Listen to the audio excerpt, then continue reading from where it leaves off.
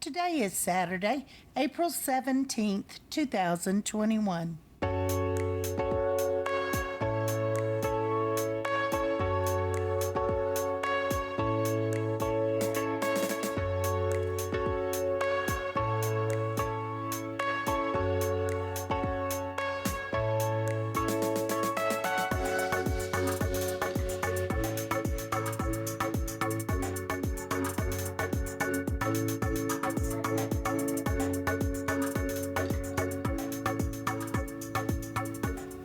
Welcome to the Survivor Fans Podcast. I'm Joanne. And I'm Stacy. And we're here today to introduce the 2021 Survivor Fans Roundtable with some special guests. Before we get into that, I just wanted to ask you if you're familiar with Newton's first law of motion. Not recently. So it says a body at rest tends to stay at rest unless acted on by an outside force. I think we've been embodying Newton's first law of motion. So hibernating? Yeah, we've been hibernating. We've been definitely hibernating.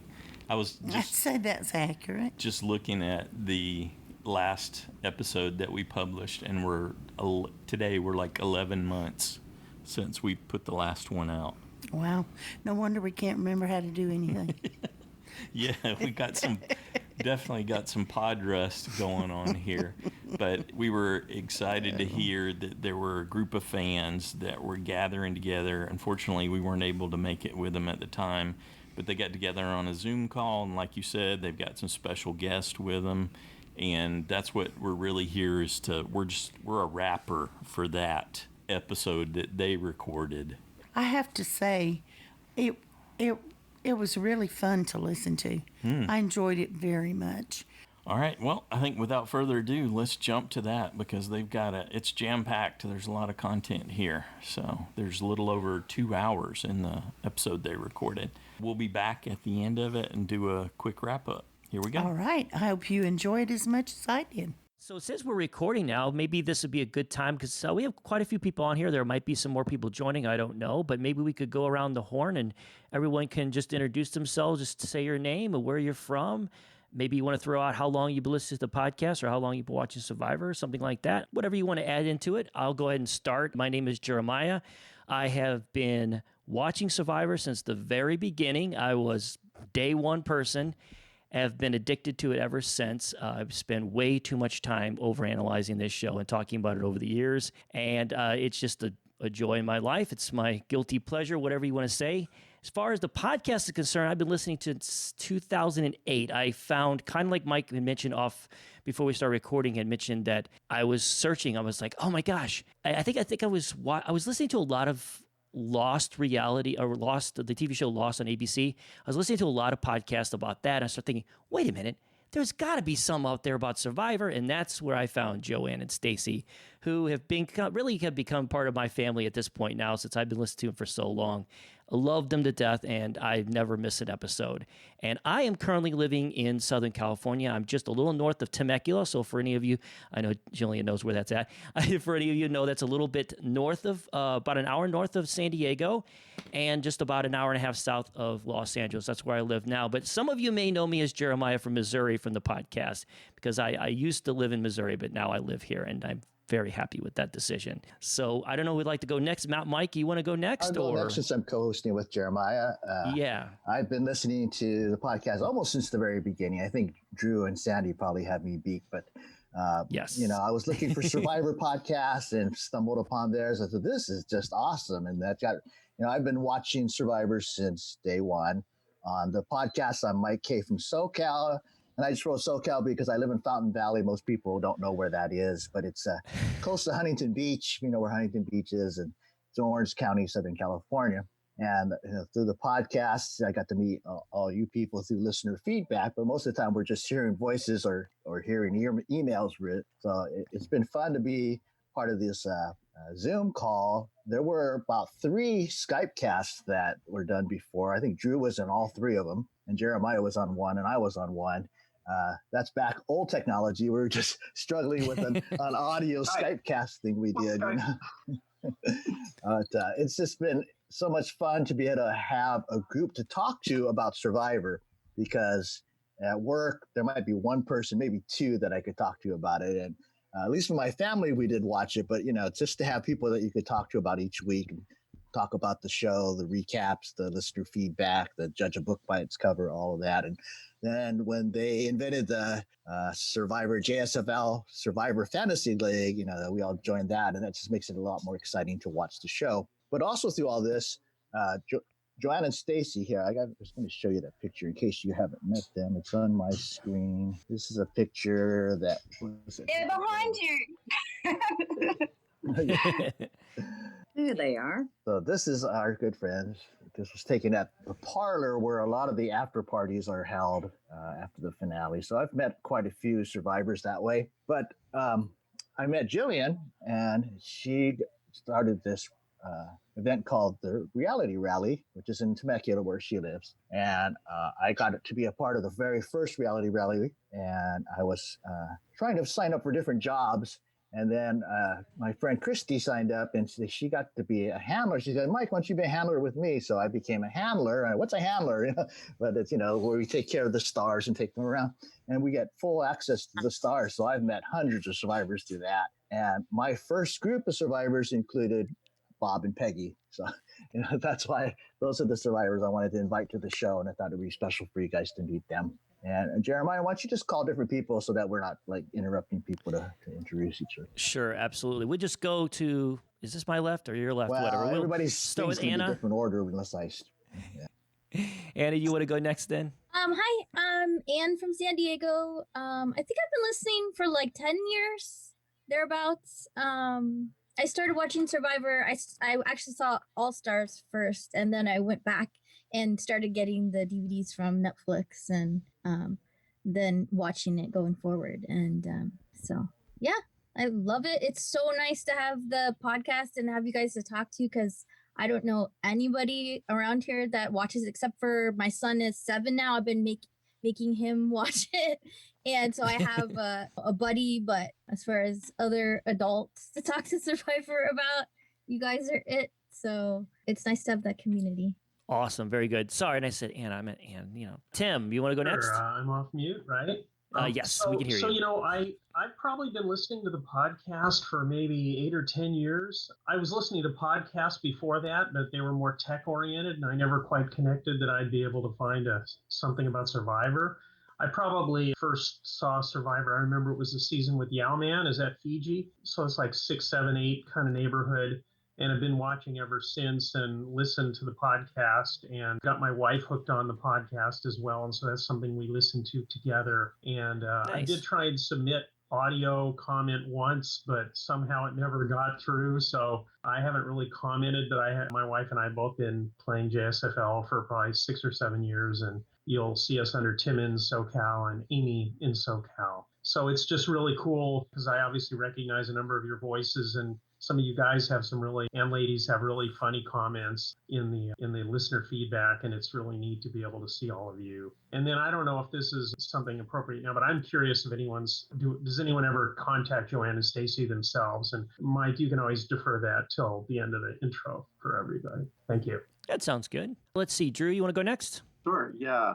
My name is Drew from Utah, also known as Drew from Utah on the listener feedback. Very consistent. Yeah. Well, for a while there were two Drews. So the from Utah was pretty I can't remember where the other one's from. I don't remember neither. Texas or California. Anyway, so that was pretty significant distinction, but now I'm just the only one. But yeah, as has been mentioned, I found the podcast very early on. I think like in the first season, and it was at the time when podcasts were fairly new, and it was like, what do I want to listen to things about? It was like either Disneyland and Survivor. And I listened to a few other Survivor ones, but none of them stuck. None of them had the charm and the quality of content that Joanne and Stacy had. So I was like, that's the one I want to keep listening to. I mean, I was sending in feedback before there was a listener feedback show. I think my first feedback, my sister and I talked for like 20 minutes. Who wants to listen to us talk for 20 minutes? But then, now they're pretty pretty insistent that we can't have that with everyone sending in feedback. So, but my first season of Survivor was actually season 4, so I'm not as much of an OG when it comes to actually watching. I did catch up. I mean, I went back. I was actually kind of anti-Survivor early on.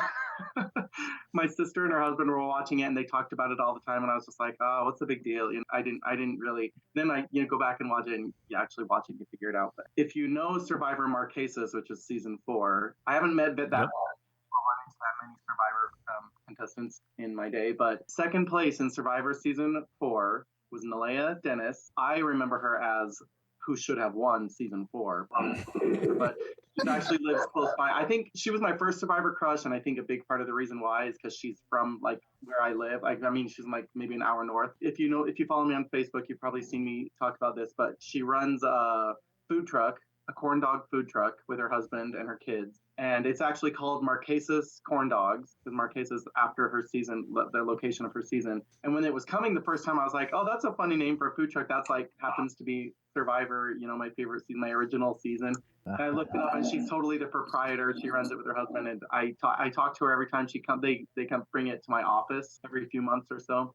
And she remembers me now, and she's like, we talk about Survivor when it's running, and this is a big deal for me. Just so you know, I'm not like a crazy fan, but I also am. But she's super, super, super nice and super cool. So that's really, really exciting. But yeah, I got my wife into Survivor. We watch it together all the time. I think that Gabon was her first season too when we were first married. How about that? In our first teeny tiny, terrible apartment. And it gave us something to look forward to every week.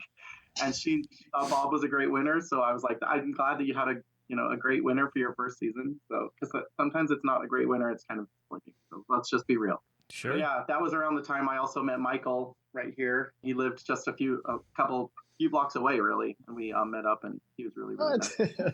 Yeah, so you never know. I mean, the community, it reaches far and wide. We have Jody, we have these people. Back in the day, we had Shane in Australia too, and we had Kimberly in Tokyo. We had like people all over the world, but then also people in my backyard. So it's been a great community to be a part of. That's the beauty of podcasts. That's the beauty of podcasting. It's awesome. Up next is Brandon from Cleveland. That's my Brandon impression. Brandon, hi. Everybody, I already spoiled your introduction, didn't I? Go ahead and tell everybody about yourself. Hi, everybody. Yes, so Brandon, I am originally from Cleveland. That's what I introduced myself on as the podcast. You're good. That's how you're going to be known for me forever, bro. I'm sorry. It's all good. It's all good. I claim it. I love Cleveland. Technically, I stay about 45 minutes southeast in Kent, Ohio. Basically, I started watching Survivor. So it wasn't while it was on. Basically, and I know some of you guys are going to hate this, but I had no idea what it was. But I was just looking forward to Big Brother. And I remember I was at work. I was mentioning it. I was working with I'm a custodian. I was working with a few ladies that I didn't normally work with. And I had mentioned I was looking forward to Big Brother. And they said, have you ever watched Survivor before? And I said, no, but, I've always kind of had a small interest because I like shows like that. They said, you should watch. This past season just ended, but there's this crazy guy on there named Russell. He's very entertaining. I don't like it that much, but and I remember seeing a Big Brother contestant post something about him, but I kind of just glanced over it because I wasn't really paying attention. It was Heroes versus Villains, so I started watching that. And it had already ended, but I basically rewatched it. I found episodes on YouTube at the time, and I ended up watching it. And then I watched all of seasons 1 through 19 before Nicaragua started. So technically, Nicaragua was my first. Wow. Sorry, Brandon. No, it's okay. It's okay. Nicaragua was my first season technically, and then I also started listening to podcasts about Survivor. Basically, right around the time I had discovered the show. So I started listening in about 2010, right before Nicaragua started. And I went back and listened to Joanne and Stacy, the Palau season, and just stayed with it ever since. And so I love it. It's something I've enjoyed by myself primarily for many years. A couple years ago, I finally got, I met a couple friends that actually started watching it. I didn't meet them through anything that had to do with Survivor, but they happened to watch. So I finally had some people to talk to about it. And then over this quarantine period, I actually kind of convinced some of my friends to start watching a little bit of Survivor. They watch the seasons that are on Netflix. So, yes, Netflix. Nice. Yeah, They're on Netflix? Yeah, brand new, two seasons. 2 seasons. Yeah, just 2. And Cagayan. Okay. And I've kind of gotten some people into it a little bit. I don't ever see them becoming hardcore fans, but they'll probably going forward in the future watch from time to time, and I can talk to them about some stuff. So I always enjoyed you guys' feedback whenever you have the feedback show after the episode with Joanne and Stacy, and so it's just cool to see everybody here. Cool to see Bob. Cool to see Jillian, Peggy. Like, this is awesome. So I'm gonna shut up now. You're fine. Oh, Michael, you want to go next? You, Michael. Oh, there you go. Yep, you're up. Yep, sorry. I'm Michael in Utah. Hey, my first podcast ever was when I found Joanne and Stacy's Survivor Fans podcast. And Nice. I've listened to several others since, but my measuring stick is the Joanne and Stacy podcast. So all of the other podcasts I listen to just don't compare. They don't match up. So they don't last. I really love the opinions that I hear on here. Your guys' voices, your thoughts, ideas. It's really great. I love Mike K's analysis, and you must keep everything on spreadsheets because the data that he keeps is incredible. I don't know how he does it. I really don't. So It's magic. I collected all the DVDs I possibly could, and I'd watch and rewatch all the seasons of Survivor. So even though my first watch season was Gabon, then, I have watched season 1 from then on. I'm not really an original like some of you guys, but I have applied for about maybe 10 to 12 different seasons. Wow. So Nice. I don't know what else to say, except you guys are welcome at my fire anytime. Yeah. I recognize that. Love ending. it. And I know I didn't mention it, but I know myself and Drew, I know many others, of course, on here have applied many times. That still hopeful. You never know. I keep applying. Maybe someday they'll give me a call, but you never know. So, but that's awesome. Paul, you want to go next? Oh, you're throwing me off guard. I'm used to being at the end. Oh, I'm sorry. Should I not? Am I doing? Usually at the end. That's true. Do you want me to wait for you at the very end? We can do that. If that could throw people that are listening to this off a little bit because they are used to hearing Paul at the very end. Well, anyway, let's see. I had watched the first season of Survivor, and then I skipped about 8 seasons. And then when I met Taz here, he said, you have to start watching this again. And that's when we started watching every week. And the only podcasts that I did were, TWIT, This Week in Tech. Sure. And one day I said to myself, if I'm listening to this, I'm sure there's got to be something out there about Survivor. And I just did a Google search. And the first thing that came up was Joanne and Stacy. And I'll be honest with you, I've never listened to a different podcast because they checked all the boxes for me. I just thought, well, this is the one for me. And I remember my first feedback was a written-in comment where I said something about the fact that I wish somebody would make a fake idol. And probably about 2 months later, somebody did. And I thought, oh man, that was my idea. But I've been listening ever since. And I remember the first time if you listen to my first audio feedback, I think it's funny because I haven't listened to it since I've done it. But I remember when I spoke, I was talking real deep like this so that I sounded very macho, and after about 2 feedbacks, I said, what am I trying to prove here? So you're hearing me the way I normally am and the way I always am. I don't know how long ago I discovered the podcast, but it's been a while now. I'd say about 10 years, close to. Yeah, you've been listening a long time. I've been going back during this pandemic and been listening to old episodes, and I do know, you've been listening. You've been a part of the podcast for a long time. My problem is but I don't know the exact year. I need visual cues to remind me. But anyway, don't feel bad. I forget everything too. That's me, and of course, every once in a while you'll hear Taz on the podcast, and that's Taz right there. I'm Taz from Louisiana. When I'm on the podcast, and on JSFL, I'm just Taz. I started watching Survivor for season 1, And I watched about 4 seasons, and then it became inconvenient. So I missed a few seasons, but then I came back to it. And when Paul and I got together in 2004, he had no choice but to watch it because I was going to watch it. And I'm guessing it was probably maybe around 2006 when you found the podcast, possibly, because it's been a long time. But since Paul has been here, we have watched consistently, except for maybe when we're out of the country. And then we download everything when we get back and watch it, or download it from wherever we are and watch it on the airplane coming home. So occasionally we do miss a podcast for that reason. Now I just seem to be a little too busy to contribute regularly. I usually will send the feedback in once or twice each season. We tend to share the same thoughts anyway. And a lot of times when he's writing his, I'll chime in and say, oh, you should say this about that, you know? So part of his podcast is my contribution too. Nice. Love it. Well, you guys are all celebrities to me because I listen to podcasts so often that all of you guys have a place in my heart. But we actually have not one, but two real Survivor celebrities here joining us. Let's start with some guy you may know of named Bob.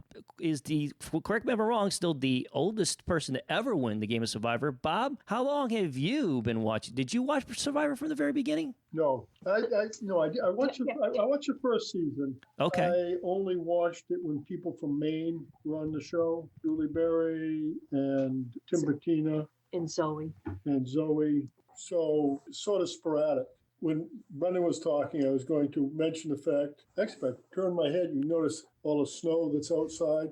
That's not up on the window, it's just that front yard. But I've got an interesting connection to Nicaragua, to one very close connection, and that's Jimmy T that was on the show, has become one of my closest friends and is due here next week to, we're playing with the idea of a Huck Finn gym, where I've got this forest and I can let people pay me $500 to come for the week and sleep out in the woodshed and cut wood and cut trails all week. But Jimmy comes and does it. But Jimmy comes and does it. But the reason I know Jimmy was because the reason I got on Survivor after flunking out of the interviews is Jimmy Johnson was supposed to be the handsome man with the handsome older woman, Jillian. But Jimmy Johnson had a heart problem just before the show started, and Jillian got stuck with me. Is that the way you look at it, Jillian? Is that how you look at it? You got stuck with Bob? Well, actually, you probably know, but we're not allowed to talk to each other at all. And Bob was, of course, on the other tribe because he was the other old person. Sorry, Bob, one of the older people with me. So we never talked. The first time we ever had any kind of communication, because we weren't allowed to look or wink or smile, although some people did break a few of those rules, and I know who. But the first time we talked, and again in secret, was on the plane going home. We were outside the restroom, and I said, Bob, hi, we have to get together sometime. I come to Boston every now and again because my daughter lives there. So, okay, we better not be talking. But of course, since then, I've got to know him, Peg, and many of the others very well since then. So, yeah, didn't know him. I didn't get stuck with you, Bob.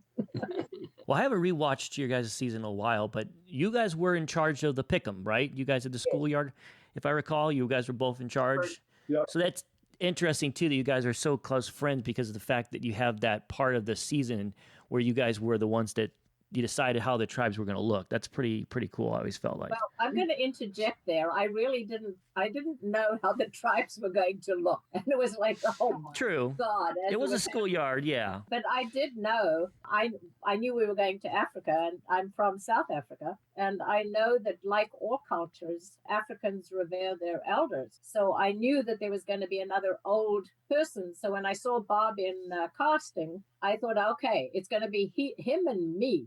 We're going to be the old people, and we are going to start the schoolyard pick because I could just hear Jeff's voice in my head already saying, "We are in Africa, and with the two oldest people, please step forward." And so Bob stepped forward, and I didn't. I thought, I don't want people to know how old I am. So I kind of looked down the line a little bit, and I saw Bob, step forward, and I didn't. And so I looked at Randy, and I said, "So how old are you?" And he said, he was like, well, I don't know, 48 or 52 or something. And I thought to myself, no, you look a little older than that. But anyway, he was clearly younger than me, so I had to step forward. So I knew we were going to start the schoolyard pick because of that. And Bob's tribe certainly ended up to be the far funner, better crowd. And ours was possibly the most interesting. And as Jeff said... Yeah. As Jeff said, we're probably the worst tribe in Survivor history, but he did add a few expletives to that. And I totally agree. So, yeah, schoolyard pick. Oh, man. We did it. Well, definitely the pick worked well for Bob. So. Oh, yeah. And I was too discouraged because there was definitely some survival tribes that rivaled yours for the worst ever. Trust me. Oh, gosh, I didn't think there was. Mike K could probably list them all off the top of his head. No, I'm terrible with tribe names. Yeah, I'm the same way, Mike. Don't feel bad. I always forget the tribe names. So let's go ahead and finish up our introductions. Obviously, yes. Go ahead. I just wanted to say something. Yeah. I'm Peggy. I'm Bob's wife. We live together. We've been together a long time. And we live in a really long time. We live in Maine. And what I wanted to say before you started recording, I was fortunate enough to be on the Joanne and Stacy show. I met them out at the finale, and they asked me if they could do an interview with me to get the loved ones' perspective because they hadn't done that before. So after I came back to Maine, and about a week after we were back, I got a really bad cold in California, and then I came back, but I was able to speak. I hadn't for a few days been able to speak, but anyway, I really loved their interview. That was the first time I really had been interviewed by somebody, and their questions were just so comfortable, but so good, so right on, so good to get the information out of me as what my perspective was as a loved one. So I have great respect for them as interviewers. So I just wanted to say that. Yeah, they do an outstanding job for sure. They really do. True, yes. Sorry, can I just, since Peggy mentioned that, I wanted to add before we move on that one of my, like you said, as far as I'm concerned, the listeners are celebrities, and the chances that I've had to meet some of you guys, like Jeremiah, like Michael, like Christy, have been really amazing experiences. Just like you get like excited, like you're meeting someone really, really special. But the most special encounter is when I happened to be going to California for work. At the time, my office was in Rancho, somewhere Northern California, and Joanne and Stacy lived pretty close by, and I just reached out to them. I said, I'm going to be in your neck of the woods, and they said it was like it wasn't even a question. They said, let's get together, and they actually had me and my wife Julie, who was 8 months pregnant with our first, and they had us at their house. We watched the episode. We watched the episode again and paused it and rewound it and talked about it, and then they had us on the show. If you go back to April 2013, you'll still hear us in the archived show that like we were guest hosts. And I was like, this is like a goal, a dream I didn't even know I had. Like it was the most amazing experience. So what Peggy was saying about how they're just like, how they come across on the show is exactly how they are. They're like super personable. They're super just very, very friendly, and they opened their home to us. They fed us. They were just really, really a marvelous experience. My wife and I laugh at how they banter because we banter similarly. Yeah, it's real, and I mean it's in the moment. It happens in the moment. Like how it comes across on the show is that definitely is what obviously makes the podcast, this podcast, so special. Is that the interaction between the two of them, because it's exactly how husbands and wives and spouses talk to each other, right? They're you guys, we all bounce things back and forth with each other with our loved ones, and it's fresh. It's just refreshing to hear that the way they do it. It's so fantastic. And I think one of the first audio recorded interviews or feedback they ever got was from this person right here, Sandy. I think, Sandy, weren't you? I feel like you were. If I went back in the archives, I remember. I think you were one of the first audio that actually they called you or something, right? Or I don't remember how it worked. You betcha. I found them early. Yeah. So, yeah. Well, of course, because we're both from the South. So, they grew up in our neck of the woods. So, of course, they're going to be nice and hospitable. And so you've been listening. Definitely, you and Drew, I know, it's probably the two people that I know have been listening the longest for sure. Well, and where are you at now, Sandy? Where are you at? I'm still in Atlanta. You are still in Atlanta. Okay. Yeah, in a place called Johns Creek. I don't know. Oh, okay. Johns Creek, but I do spend Christmases in Temecula. What? He probably does. I'm getting out now. Wow. Yeah. Sandy, we'll have to connect. If when quarantine's over, we have to connect. Let me know. Well, definitely. My in-laws are all in Southern California. So, because that's where my husband grew up. So anyway, but we're all Survivor family, and I was listening to podcasts. This will tell you how long. Joanne was going through the airport, and she called me one time, and I was sitting in the parking lot waiting on my daughter Mallory to get out of middle school. She's now going to be 28 in March and getting married. Wow. That says it all, right? Congratulations, Mallory. I remember Jeremiah's daughter.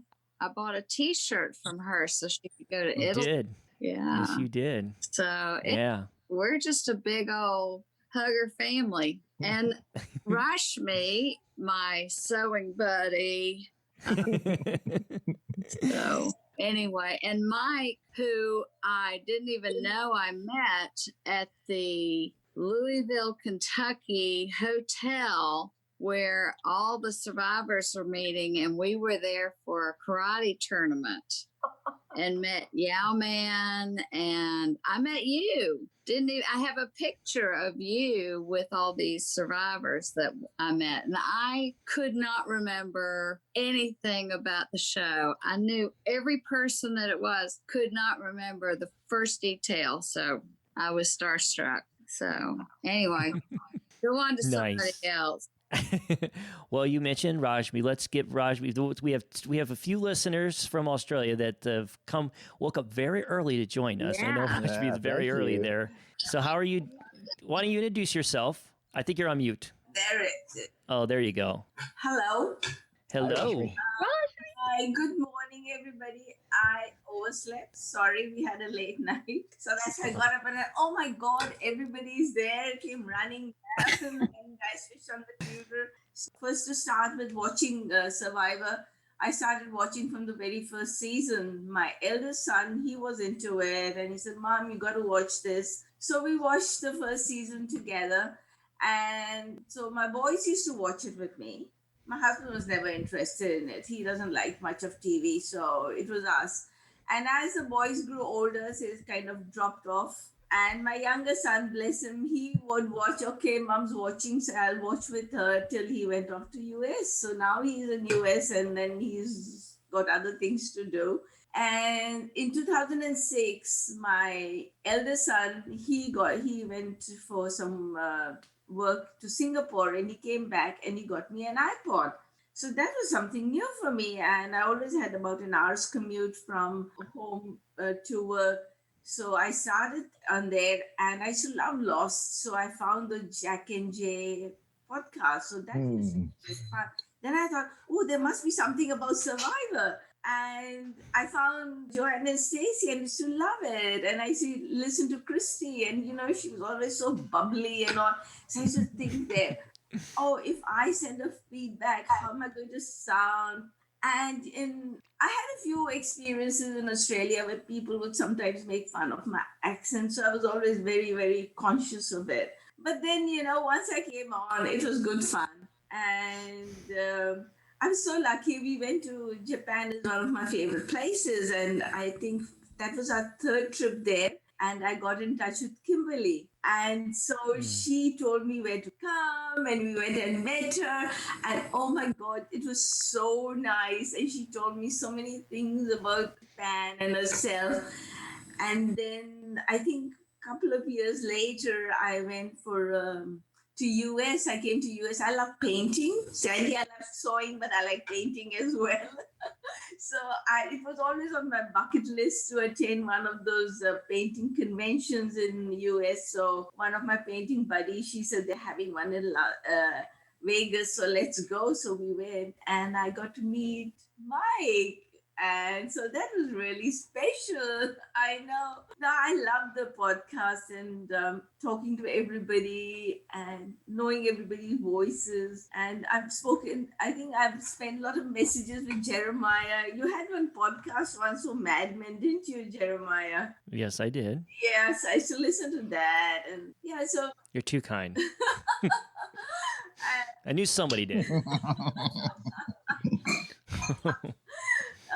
Dear, but so it's been good, and I love my Survivor. I have watched every season, so there's not been, and I'll be by myself, and I'll make a lot of noise, and the boys, like I said, all dropped off of it, so don't have anybody else to talk to about it. So I just love it, because if anybody asks me what do you watch, and if I say Survivor, it's like, oh, that show, you like American stuff, and is that still on? These are very American stuff you like to watch. And I just love it. So that's all. And I hope you guys are all keeping safe, because my son, who's in Knoxville at the moment, he told me, Mom, it's really bad there. Because here in Perth, it doesn't feel like we have a pandemic, It's just going on like normal, except we can't travel. And I was wanting to come to US this year to come and see my son. So I don't know, we might come next year when everything calms down a bit. Wonderful. Well, let's stay in Australia. Are you ladies ready? We can hear from Jody and Helen. You guys ready? Hi, can you hear us okay? I know I can. Hi, I'm Jody. This is Helen. Hi. So I'm Jody in Brisbane, but I'm not really technically in Brisbane anymore, like some of you, but Jody in the Moreton Bay region doesn't sound as catchy, I suppose. So I'm still me. I started watching in 2000, the first season, and it was huge, and I loved it. And then stayed with it, of course, through season 2 Australia, because self-interest, whatever. And then Africa was awesome. And then season 4, there was I think it was a scheduling change, or it wasn't the Australian version was on that. Right. Yeah. The terrible first Australian season. That if you can ever find it, I mean, it is complete garbage. But anyway, then I kind of fell off the train and what have you. Yeah, you have that. So sorry, parenting at the same time. And so then there was a big gap, and my husband's Samoan. So when Samoa came out, I thought, oh, okay, let's have a look at where, his family's from and all that kind of stuff. And I just got hooked straight back in. I found the pod, and I went back and watched the seasons I'd already watched, and I've stayed with it ever since. I think I was just having a scroll through before to see how long I've actually been listening. I think I've been listening for 10 or 11 years, and I think I've sent my first feedback in about maybe 9 or 10 years ago. I'm not sure. And I just remember, because I was scared of my voice, and I didn't want to be recorded or heard or anything like that. And I think that first one I sent in, I think Stacey just about choked when he was trying to read something that I wrote, and I died laughing. And anyway, I was just addicted, I think, since then. I felt more confident in just sending my stuff in, but I think I lost a lot of confidence after I lost that side challenge, and I sent in that terrible. I don't even know how people do those songs. I'm just I'm trying to. This is so bad. So anyway, I apologize to everyone's ears. It's never going to be any good, so you'll never hear for that again. But with Joanne and Stacey, one of the things I've missed even before last year, with this big break, is when they weren't able to do the contestant interviews anymore, and that just that whole different perspective. Every other kind of interview, they're asking the same questions, the same things, and they're just so sensitive and respectful. And even if they think that person is a complete trash fire, they just throw all this love at them anyway. And and it's always been super special. So Helen is we're no longer work buddies, but we were work buddies. I employed her and then she became my boss. Yeah. And so we had this, anyway, you talk. Yeah, well, I don't know how we found out we both were watching Survivor, but we did. We were probably talking about it one day at work. So I used to come to Jodie's every Thursday night because, Australia is Thursday night. And we'd watch together and we would sit at the back after the episode for hours just talking about it. We'd dissect everything, what we think's going to happen. And I'd always be wrong. Probably I would too. And yeah, it just made it so much more fun and engaging. We'd have to sometimes pause the episode and go, hang on, what just happened? Because we'd always download it illegally. Yes. And so we could watch it the second that it came out. Yeah. And we sometimes had to finish work early to get home and watch it. Especially on finale night, because we had to get through the downloading, which would take so long. And then we had to get through the finale and the reunion, blah, blah, blah, blah, and then talk about it and then turn up to work the next day. So So it made it so much more fun to watch when you're watching it with someone and can talk about it all through it. And Definitely. Yeah. So, for sure. We haven't done that for a little while. No. You go and change jobs where you're not home Thursday nights. Yeah, that's right. But we're still hanging in. I can't wait. And like all the international seasons that have come out, I don't know, like if anyone else is following those, but apart from the garbage Australian versions for the first. That first one years ago. But they've just brought so much extra, and I actually haven't watched any Survivor. You have, but since the wrap of season 40, it's been a struggle with study and stuff, like, because Survivor keeps happening. Like, they bring out Survivor right at the beginning of semester, and so I'm like, all this life happens all at once. So anyway, I've got through the last year quite nicely, thank you. And so, but I can't wait until things just come up again. Anyway, that's it. That's us. Yep. Well, I can't speak for everyone, but I look forward to your feedback, Jody. I really do. It is so much fun to listen to because you are real and awesome, and I love it. So it's fantastic. Keep doing what you're doing. But last but not least, everyone knows Nicola and Jackson, which you was on earlier before we started recording. We've lost him temporarily. We've lost him. He'll be back. No. He's found iCarly on Netflix. Oh, really? Yeah, I'm a little disturbed about that, but could be worse. Whatever, it could be worse. Yeah, I don't know. absolutely. He's a 7-year-old boy infatuated with iCarly. I don't even think his mother watched that. But anyway, I've been watching. I'm from England originally, but I came to the States in '93, and I saw the advert for the first season, the first episode when it came out, and I was like, I have to watch that. And I've watched ever since. I've watched all the garbage international ones. I've watched the good international one. I love South Africa. I love New Zealand. I hate that they canceled it there. And any Survivor. But of course, Jeff is always going to hold a special place in our hearts. And for 39, I was lucky enough to meet Nick Wilson and Davey and Elaine, because Elaine and Nick were from Kentucky, so they had a watch party in Lexington, and that was fun. I've been listening to the podcast probably about 10 years, but it took me a long time to start contributing. And then when Jackson started watching, we started doing audio. So my kids don't watch. They've never watched. They just laugh at me. And so I figured I would start with Jackson and start him young. And so he's still, hopefully it's still going when he's old enough to apply. Yeah, I mean, I just love the community that we have. It's like a family.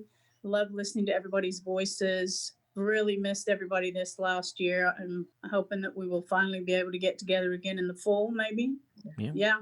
It's I will admit I do listen to one other podcast on occasion. How dare you? I know. There's just, I listen through everything, and I'm like, I'm at work, and I'm like, I'm traveling, work, whatever. I'm like, I got to find something to listen to. I can't listen to all these, what it is I can't listen to Grizzly Crime Scene podcasts in the car when Jackson's with me. So we have to find something a bit more PG. But totally understandable. Yeah, it's so I'm in the bathroom because everybody else is in the TVs or whatever. Let's see what he's doing. Jackson, say hello. Hi, Jackson. Hi, Jackson. Are you still training? You're still doing your training for Survivor? Well, I dragged him along behind a four-wheel drive today on a sled. Does that count? Oh. Yes. Sure. He survived that. Almost for real though. Yeah. Oh. So I'm very good at climbing. he is good. Running, jumping. A lot of things. All right. Say bye, Jackson. Bye. Bye. I recognize that bye. Yeah. For sure. You know, if I could interject for 1 second. Yeah. I would like to say that I really do respect everybody here. I love everybody's opinions all the time. When they differ with mine, it opens my eyes wider, and sometimes it even changes my mind about things. But I also want to say that side quest is the scariest thing I could ever imagine doing. There is no way to ever do that. No way. I'm so crap at JSFL, I would never even enter. I figured what's the worst that could happen? And the worst that can happen is you embarrass yourself in front of so many people that you really respect. So for Jillian and for Bob and Peggy, Joanne and Stacy created a Survivor Fantasy League a long time ago that they called JSFL. And originally we just all played for fun, and then they created the side league that you can enter that I'm too scared to enter, so I've never entered that. And if you win, what do you get if you win? I forgot what you get when you win, but if you lose, bragging rights. bragging rights. If you lose, though, the winner gets to pick a song for you to do a parody of, and you have to sing. So the loser has to sing a song at the beginning of next season that the winner picks. I had to do. Stacy won this the side challenge that I ended up losing, and I had to sing a version. It was from Survivor Blood versus Water. I had to do a version of Miley Cyrus Wrecking Ball because I had one-hand Wrecking Ball. I remember that. It was good though. You guys are way too nice. I'll say that much. That is a hard song. I'm not you did. I just am not creative enough to think of the parody lyrics. Like that's the best part always, is how creative everyone is. I mean, the performance of course is key also, but like, how do you this? If someone will write it for me, I'll be glad to sing it. But I joined the challenge only once, and it was the most stressful season. And Stacy gave me such a hard time. He gives you so much of ribbing, and then I stressed. In the end, I won it. That was the icing on the cake. I couldn't believe I won it. But you do get a prize because I got a voucher and from the CBS store, so I got myself a buff. But the funny thing is, all was nice, but my postage was more than my prize. I'm very scared to go back on it. Oh my God. And Stacy, he is so funny. the trash talk is so real. Anybody catch Peggy's signal? I'm going. That we have to go. Yeah. Oh, thank you so much. Hey, I got a picture to share before you leave here. Somebody was asking about fake idols. This is definitely the best fake idol ever. Yeah. Yes. That's great. Bow tie. Where were we? Reality Rally. Oh, great. Yeah. Oh, wow. Nice. You were our handler every year that we went to reality. Every year, yes. Yep. Can I ask Bob a question? Yeah. So what made you think to keep your thumbnail sharp to untie the ropes? I just thought that was such a good idea. Yeah. I ropes with them. Peggy was so upset that I had one that was overly long, but it was very effective at taking knots apart because they always do that. They tie a key to something and make knots. And so I grew one half as long as the other. So because I assumed my right hand one would break off during the show, and it never did. I sold it on eBay when I got home. Oh my gosh. Gross. The first time I ever got to volunteer to help with the Rowdy Rally, I was so excited because you were there, Bob, and I got to meet you. It was definitely a major pleasure. I should have got a picture. I didn't get. I'm terrible about remembering to get my picture taken with everybody when I meet them. So, but I remember. That's all that matters. Thank you so much But it's for been. coming. I'm so glad you guys joined So us. nice though. to hear all of you. I've enjoyed hearing all your story of who you are. Before you guys, Yeah, and we really, Peggy, too, I really appreciate what you shared about the Joanne and Stacey and how well they interviewed, because I do think that's something they do so well. Yeah. And it was my first time doing something like that, so of course I was nervous. So I You're a wasn't pro, nervous Peggy. about doing it because You they did great. did so nicely. Yeah. Bye, everybody. So nice to see you all. Good seeing you. Bye, Thank you. Hi, Peggy. It's been a Bye, pleasure. bye, Peggy. Thank you. Bye, you guys. And I guess it goes without saying, obviously, we have all busy lives. So anytime, if you guys have to drop out, just let us know. And it's totally understandable. We don't expect to.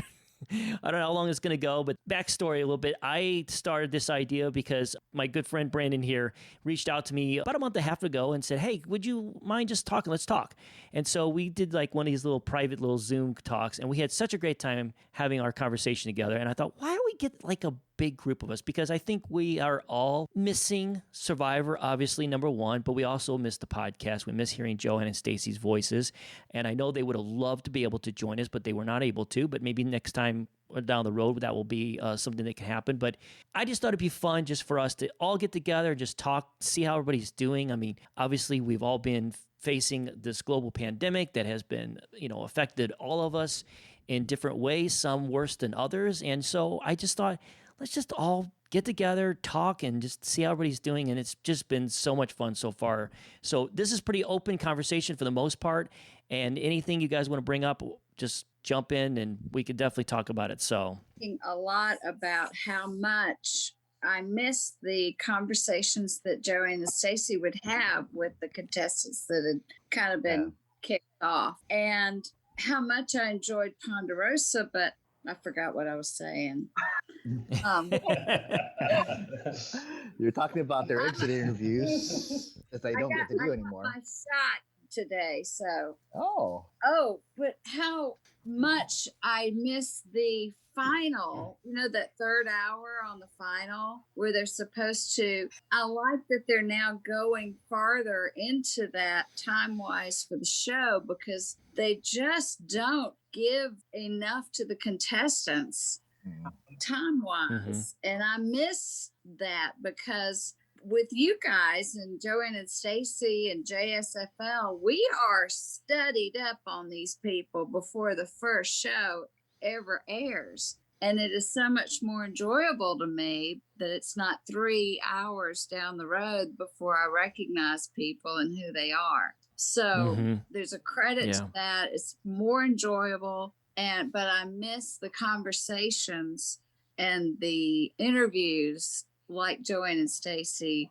would give them, because I don't feel like they're doing it on the show. Does anybody know why they quit interviewing the contestants after eviction? Was that a CBS decision or a Joanne and Stacey decision? The CBS decision. Yeah. That was a CBS decision. So there's only a few that get to. A lot of podcasts, like a lot of other venues of like fan base. Rob is one of the few that gets exit interviews. Yeah, I was gonna say Rob is definitely one of the few that I know that for sure doing. Mike is. Can you think of anybody else? Here and there, but not regularly. Yeah, I think RHAP is still the only one that I know of. And it's short too.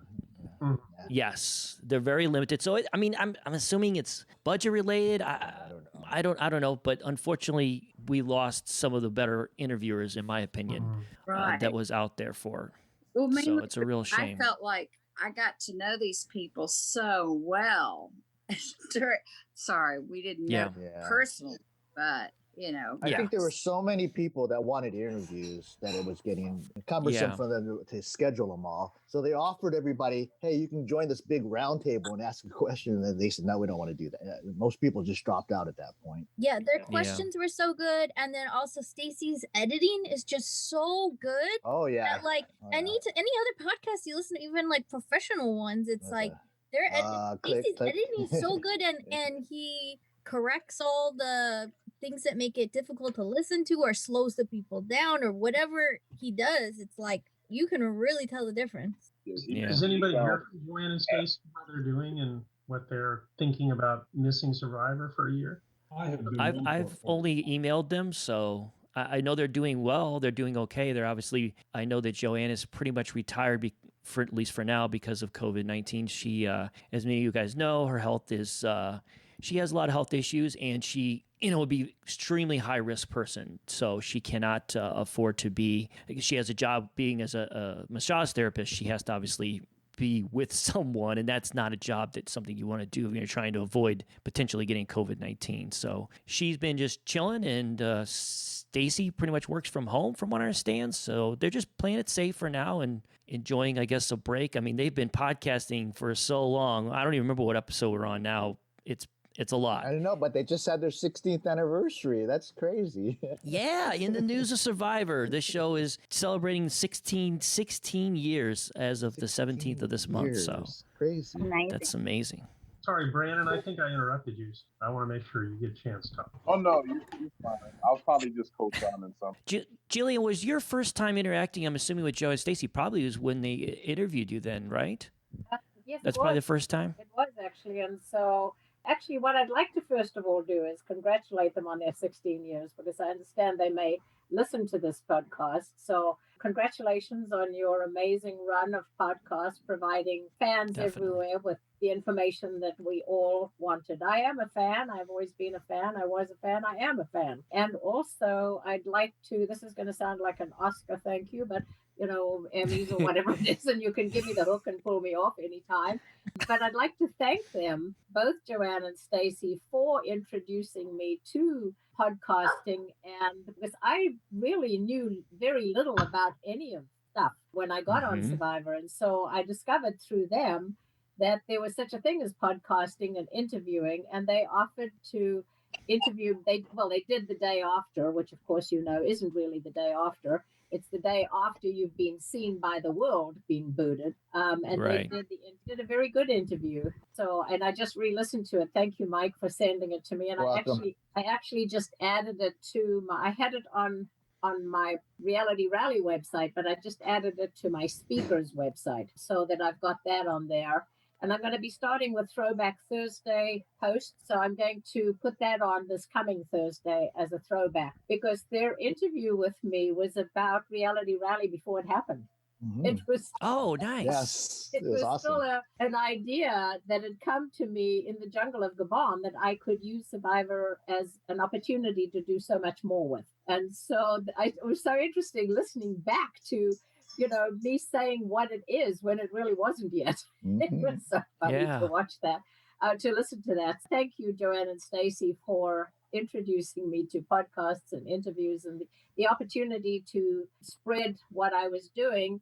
And when I say it became a huge big we for Reality Rally. So, Mike, I have to thank you so much. You have been on board with us for essentially now it's 11 years, because obviously the last 2 years were canceled because of COVID, and we're coming back on May 12th, 13th, and 14th of next year. I've already booked the dates, which I'll be setting up. I have put it on our Reality Rally website. So thank you, Mike. You've been amazing. And you took a really huge lead role in the handler division a few years ago, of which I truly value. You did an amazing job. And so fun. Reality Rally became a reality only because so many people like you have hopped on and made it what it is. Together, we have raised over $500,000 for Michelle's Place, which is a cancer resource center. It was a breast cancer resource center, now all cancers. And in their first year of expanding it to other cancers, they've had over 40 other forms of cancer seek support. So thank you, Mike, and everybody. And Jeremiah, thank you. What town actually do you live in? I didn't realize you were I just built a house in Menifee, so I'm just a little north, not too far. Gosh, I didn't know that. So, and what did you do at Reality Rally? I hate to even admit it, but we have over 400 volunteers. Don't feel bad. I was a recruit, shall you say, because this was our first or second year here, and we came down, and some of our friends, I don't think it was Mike, somebody said, hey, if you guys aren't doing anything, we need help. And so they gave us some shirts and it said, "You're helping." And then that's what it was. We helped, I think, was the autograph session. One of the autograph sessions. We helped with that. And that's when I got to meet Bob and, oh gosh, tons of people. I don't remember who was all there. So yeah, so don't feel bad. I wasn't official. Me and my wife were hey, we need some help. Come and help us. And we said, okay. Well, hey, I'm going to need help again in 22, so please come back. There you go. And I'll certainly find and look for a role that maybe you would be even more valuable than being a pulled-in volunteer. Or whatever. Well, we had a great time. It was a lot of fun too. So yeah, definitely, I'm looking forward to it. And then the other thing is I have to thank fans. Survivor would not happen still if it wasn't for fans. And I've always been a fan, was a fan, am a fan, as I said. And Survivor wouldn't survive without fans. So thank you, fans, and thank you for including me on this. I asked Mike if I could stay on as long as I could. Can you stay on? Of course you can. The gift of quarantine has given me the gift of time. I've been so hugely busy running Reality Rally, producing. It takes me most of the year that I really couldn't spend time just chatting. It's been awesome. And thank you to Australia for joining us as well. I mean, that's awesome. So so thank you. And thank you. I will stay on because I'm loving listening to all of you guys. It's been such fun. And so a general thank you to everybody for including me, Mike. I appreciate it. Oh, thank you for joining. It was through Joanne and Stacy that I actually got to meet Jillian, and I got to meet Christy. Christy was the first fan I met from our group. And we've been friends for a long time. And then we did our first event was a Survivor watch party for Samoa for a benefit for Jen Lyon right before she passed away. And that just started my Survivor fandom because I was right before Reality Rally started. And so through Reality Rally, I've met hundreds of stars. But Joanne and Stacy used to come down to all the Los Angeles finales. So I used to meet with them whenever they come down, and we meet the stars at the hotel. If you're lucky, you get a seat filler or something to get into the finale. I've been lucky to get 2 of them. That's really exciting. If you ever get a chance, I highly recommend it. And the second time, I actually got to go in as Jillian because she snuck me in. He put on a gray wig. Not quite like that, but yeah. We have pictures of that. Can I share about the finales and what? Yeah, of course. Yeah, definitely. I would love that. Seat fillers, if you don't know about it, it's called seatfillersandmore.com. It's free and you sign up every year and they fill seats for all kinds of events. Because they don't want empty seats when they're filming. I mean, for everything, possible filming, whatever, they're looking for seat fillers. Anyway, we always sign up for seat fillers. When I first discovered it, which was years ago, it was right after my season, so I guess it was 12 years ago. People thought it was a scam and that I was sharing the scam information. I said, it's not a scam. I know it works.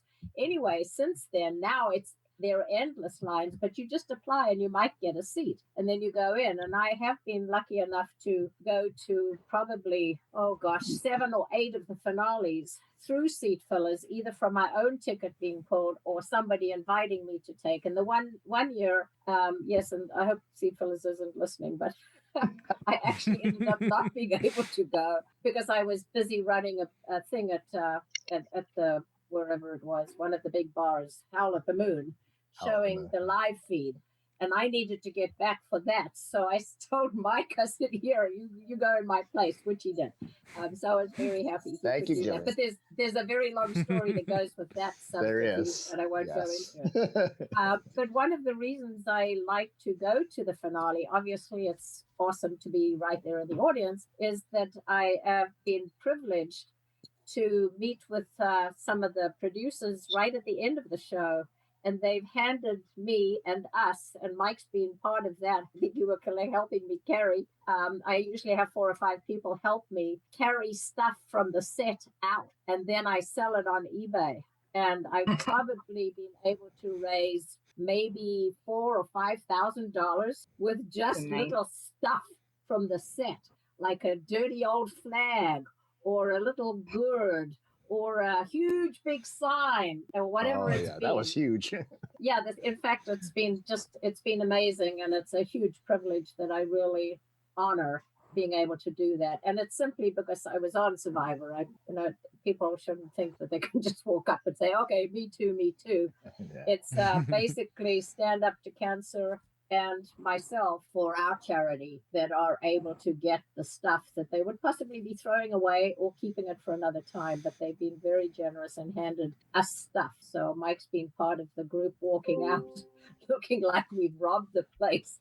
And essentially, it's been an absolute privilege. And so watch eBay. You may see stuff that goes up again. And I actually have a huge, big wooden piece right now in my garage that's signed by most of and here I'm a terrible fan. What was the last season that actually had a finale? Who Come on, guys, you fans. Island of the Idols. They actually have finale. Yeah. The Island of the Idols, 39.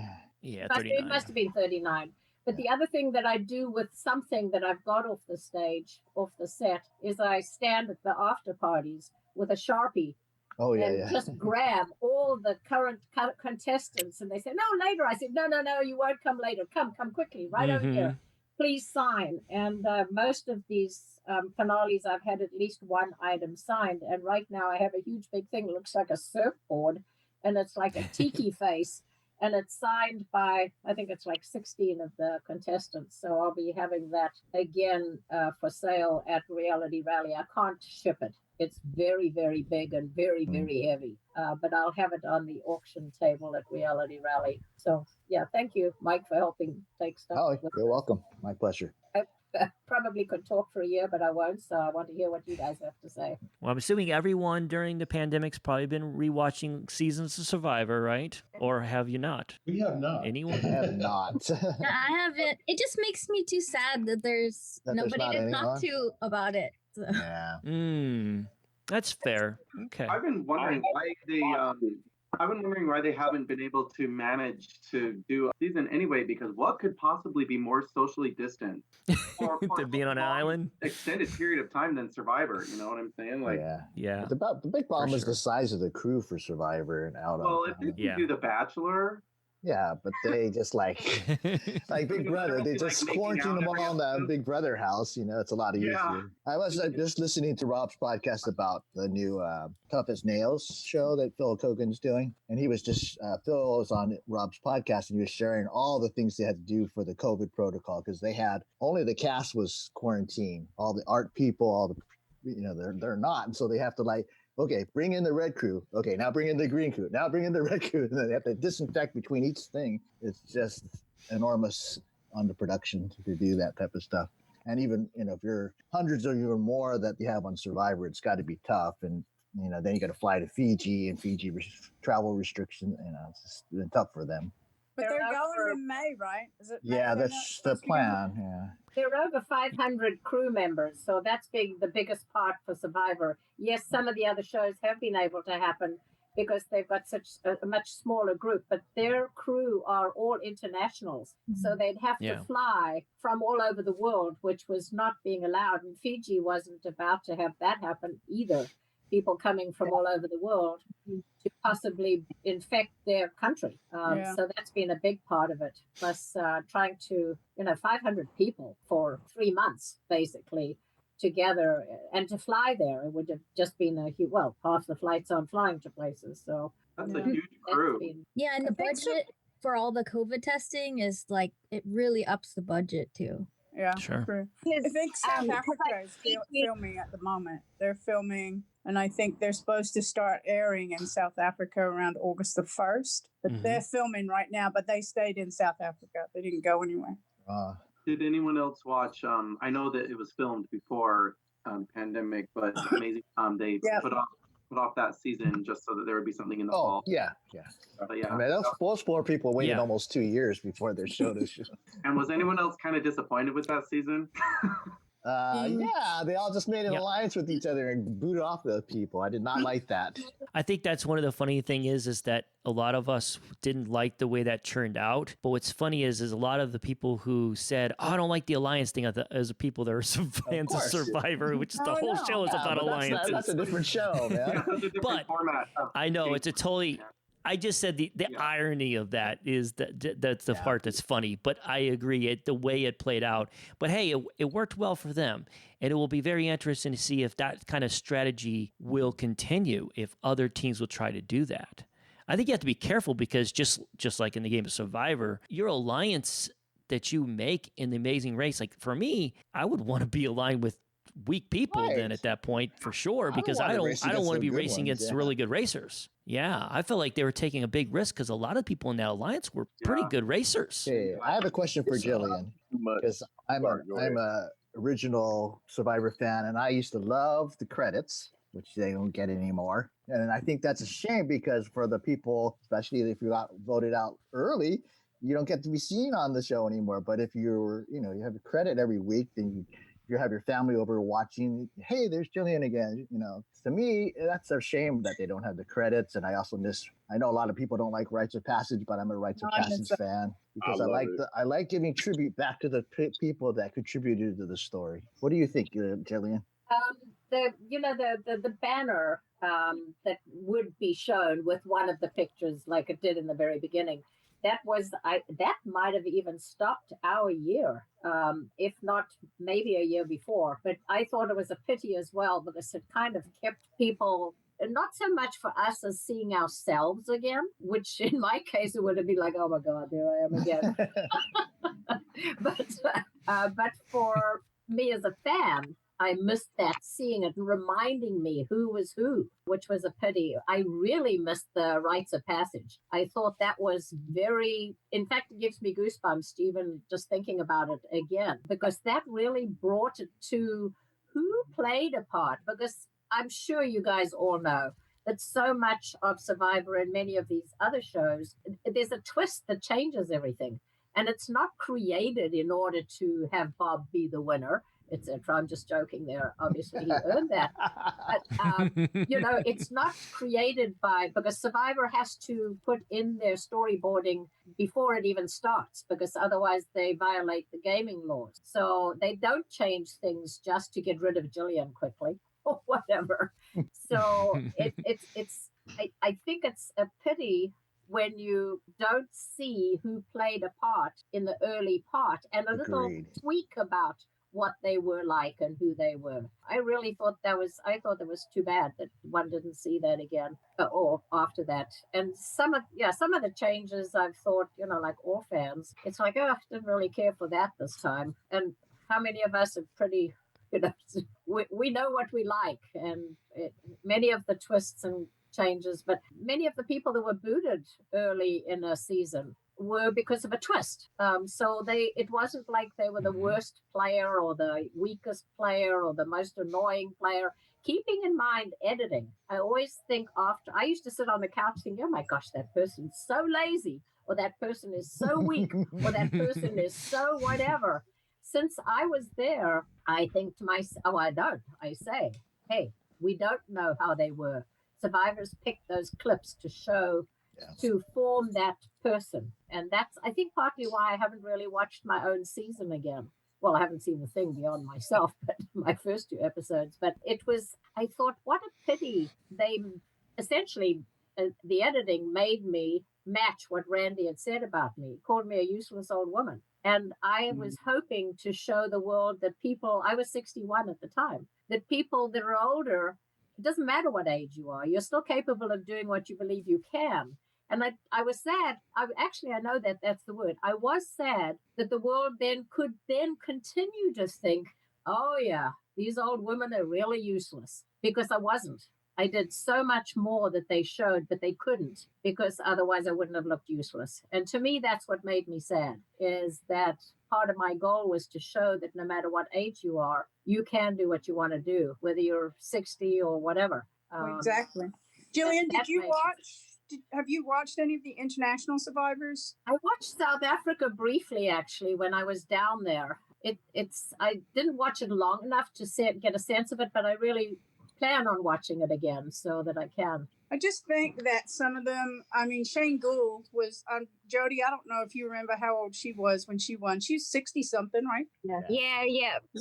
I think fantastic. She was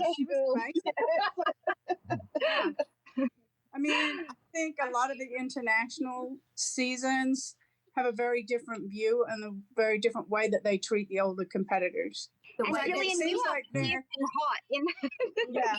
in that picture. You've got like you look amazing. At 61, I'm gonna look like a deflated balloon, but you look amazing. But you know, again, you said you think the international ones don't make the people they treat them differently. It's the editing that makes us who we are. And when I signed a contract, part of that 15-page or 20-page contract was that we agree that the company, Survivor people, could make us anything they wanted to, essentially. And I used to watch it, heavily. And I thought, well, they can't make me lazy because I'm not. They can't make me very over talkative because I normally am not. They couldn't make me. I couldn't think of anything they could make me look like.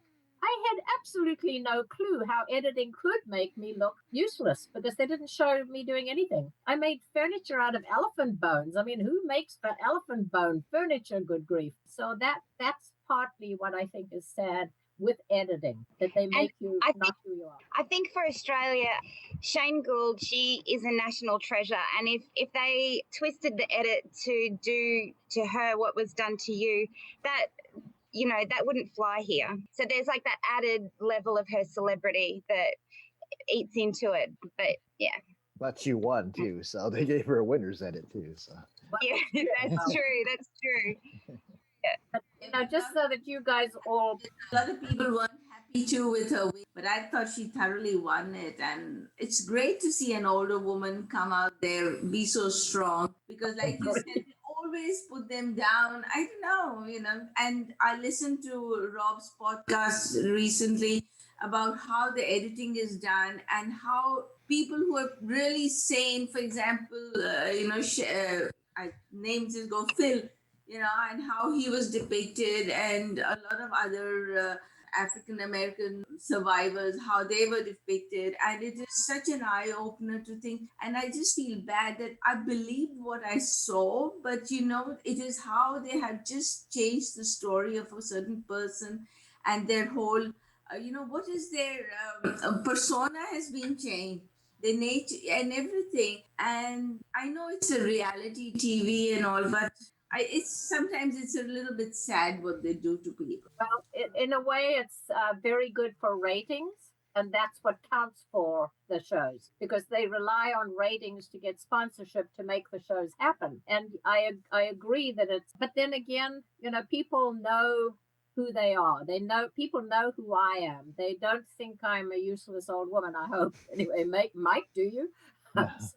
Yeah. And that is the reason why we all like Joanne and Stacey's exit interviews, right? Because we got to hear the real person, not the edited person.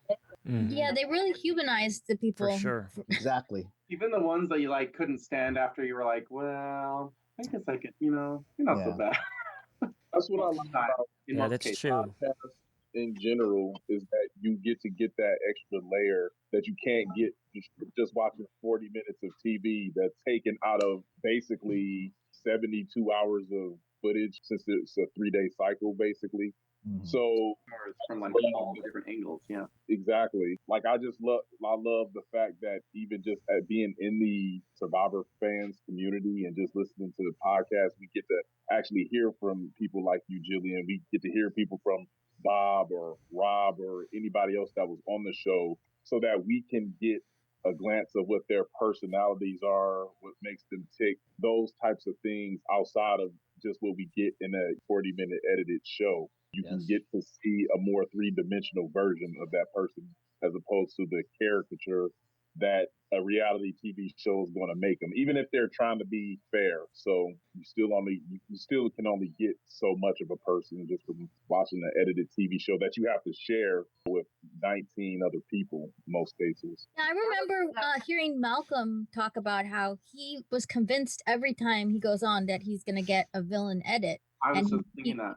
Yeah, and he gives them great stuff. I've heard some of the lines. I'm like, that's something a villain would say, but they never put it in. So that made me think, okay, yeah, I'm not gonna take everything at face value. I feel like the hardest part there's the gameplay and there's like the elements and stuff, but I feel like the hardest part, even not the hardest, but a hard part, especially after the fact, like Jillian was saying, she's never watched her season. A lot of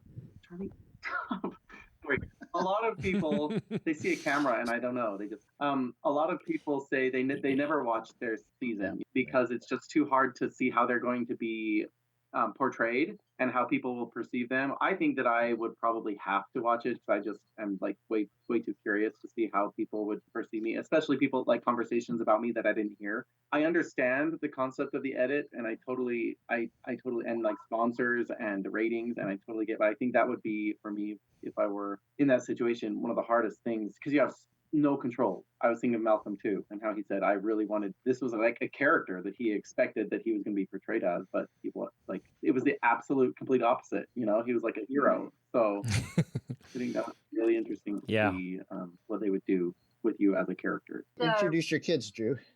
Yeah, we need to see the faces. What's your name, bud? And the dinosaurs too.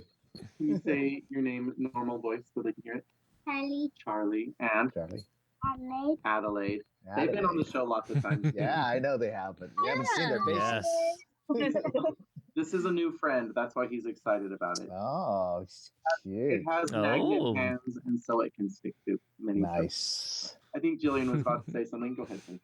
I was just going to say back to the thought is, because we as fans form an opinion on what the contestant might be like when very possibly they're not. That's part of what my concept was creating Reality Rally. I knew that I would have loved to have met people from Survivor in that case, before I was on it myself, and never had an opportunity to because I didn't know about any gatherings, etc. So for me, it was pulling together reality TV celebrities, personalities to an event where the public meet them and hang out with them for a weekend and get to know them a little bit more than what they saw. But it wasn't just for Survivor contestants. Because a lot of people don't watch Survivor, but they watch Big Brother, or they watch Naked and Afraid, or they watch Chopped, or they watched many of these other shows. So most of the years we've had TV people from about 30 different TV shows. Some well-known like Big Brother, Amazing Race, Survivor, etc., and others from more obscure shows. But to me, everybody has the opportunity to share with a fan or with the public. And of course, the bottom line is raising money. I certainly wouldn't do this if it wasn't for raising money. It's too big a job. So the bottom line is if we could raise money, which we have, through having reality TV personalities come to town to meet them. So, Anne, I think we haven't seen you at Reality Rally yet. You're local. We want to see you next year. I know, I always want to go, but I get really nervous about even having you on the video here. If I knew you were going to be on here, I probably would have been too nervous to call in. So I'm just a little old lady from Temecula. Come and meet me. And I'll be a handler there, Anne. Just come and meet me and I'll show you around. Okay. I must have met like 200 survivors through Reality Rally. And I'll bring John. Definitely. There you go. Please do. I'm telling you, that's the trick is if you don't know anybody that watches it, you raise your kid up in it, and then you have the built-in fan, and also my kids outgrew it. I'm hoping eventually it's still around so he can be on because yeah. He could be. He's the same age as Jackson. They could form an alliance. That would be awesome. There you go. How old are your boys? John's 7, yeah. Yeah. And he loves hearing Jackson. Oh my gosh, we have a three-way alliance. Charlie is 7, so let's get this going. Yeah. Got a season here. Yeah, Drew's kids too. They can run the table.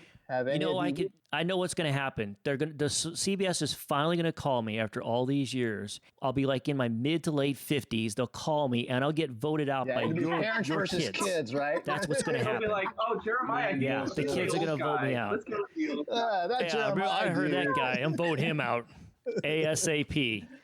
Have any of you guys ever played a fan version of Survivor, either online or in person? Mm-mm. I haven't. I have. No. I went on a cruise once and I did an Amazing Race run. And nice. Oh, that was Yeah, it gave me a new perspective. I stood there on a corner arguing, it is not down there. and everybody else said, it's got to be down that way. And it really opened my eyes to how things are different on TV than what when they you're are under the life. stress. If you go to Reality Rally and you participate in the game, it's very much like Amazing Race, a little version of Amazing Race through Temecula Old Town. Yeah, and correct me if I'm wrong, Mike. You during the early days, you and Christy and him you guys had a Survivor Fans podcast team. Our team was racing and reality rally. SFT, like the website. That's right. And our star that we got was Bob Crowley. Oh, that's right. I raced with Bob. I've raced like 3 or 4 times. I haven't done most of the early days. I was just a handler, but more recently I've been racing with random stars, I think. But I also did do Bob's event, which used to be called Durham Warrior Survivor Challenge.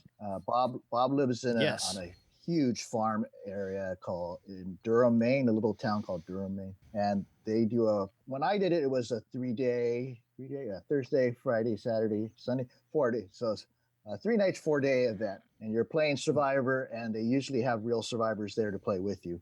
And the challenges are about as close as you can get. You know, they consult with John Kerhofer on their challenges and stuff. They did it for 5 years at Bob's property, so I got to know his family really well. I went there 3 years and played the 3rd year and got voted out 2nd, like Jillian. And so I know what it's. I know right now they're finally starting to show my season, and I get to watch what the people are saying behind my back. It's like, oh wow, I had no chance. It was fun, and now they're doing it in Macomb, in Indiana. That's John Vitale and Steve Pickett were the creators of that. And Steve was supposed to be here today, but he didn't make it. So it was a perfect match with their skill and Bob's property, and it's become a very, very significant event. Yeah. So everybody should watch that because they pick people. To me, it's the closest thing to Survivor that I've seen. And so many people who want to be on Survivor apply to, and now they have over 100 applicants every year, and they run it just like Survivor casting. You have to send in a video, you have to blah, blah, blah, blah, and to get selected. And many of the people who go to play either say, oh yeah, I'm really going to continue to push to get on Survivor, or forget it. If that's what Survivor's all about, there's no way I want to be part of that. So watch for that. It's called the Survivor. Oh God, John. It's now called Survival Challenge. Yeah, the Survival Challenge. Yeah, they had to drop Durham Warriors because they're not in Durham anymore. Yeah, and it's amazing. It is. I was there 2 years ago, and it's just like Survivor. It's very close. It's actually one day longer than it was when I played. So if you have a chance, they're going to do it this year, but in order to do it, you have to have proof of vaccination to attend. The people have already been selected for this year, so you can start applying. Like in September, I think they open up the applications for it. I'm going to look up the website address. Well, actually, they had to cancel last year's, of course. And then so the cast from last year were the ones that went forward. The ones that could make it again, right? So not everybody could make it back. But if you're ever in that area, which is like middle of nowhere. Yeah. Sounds like fun, though. Drew, you should go with me, man. Me and you could have an alliance together. We'll just control the whole thing. Even Troy Zan said that playing Durham Warrior Survivor Challenge helped him when he went back for Game Changers. Yeah, I've heard other players say that, so it's interesting. I definitely think it would be fun to do that. And going back to what you asked earlier about the online things, I would prefer doing that more than the online because it's so hard to play. The online thing is you're interacting back and forth between telecommunication at some point, like texting or whatever it is back and forth. It's just not the same. For me to do well in the game of Survivor, the reason why I would think I would do well in the game of Survivors, I need that interaction. I need that physical interaction. I need to see your expressions, your face. I have to read you. I have to understand. Because if you just type something to me, I don't know. There's no reflection there on your physicality, and I need that to be able to know who's lying, who's not.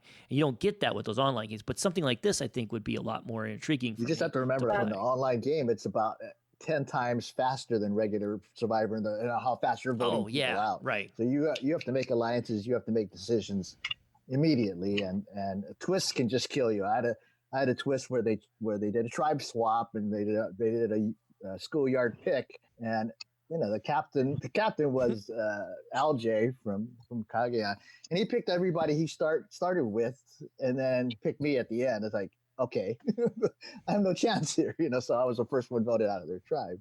I think he was my USB in Kaguya. He played well in there, but it's like, I mean, he just played in Durham Wars. He played well.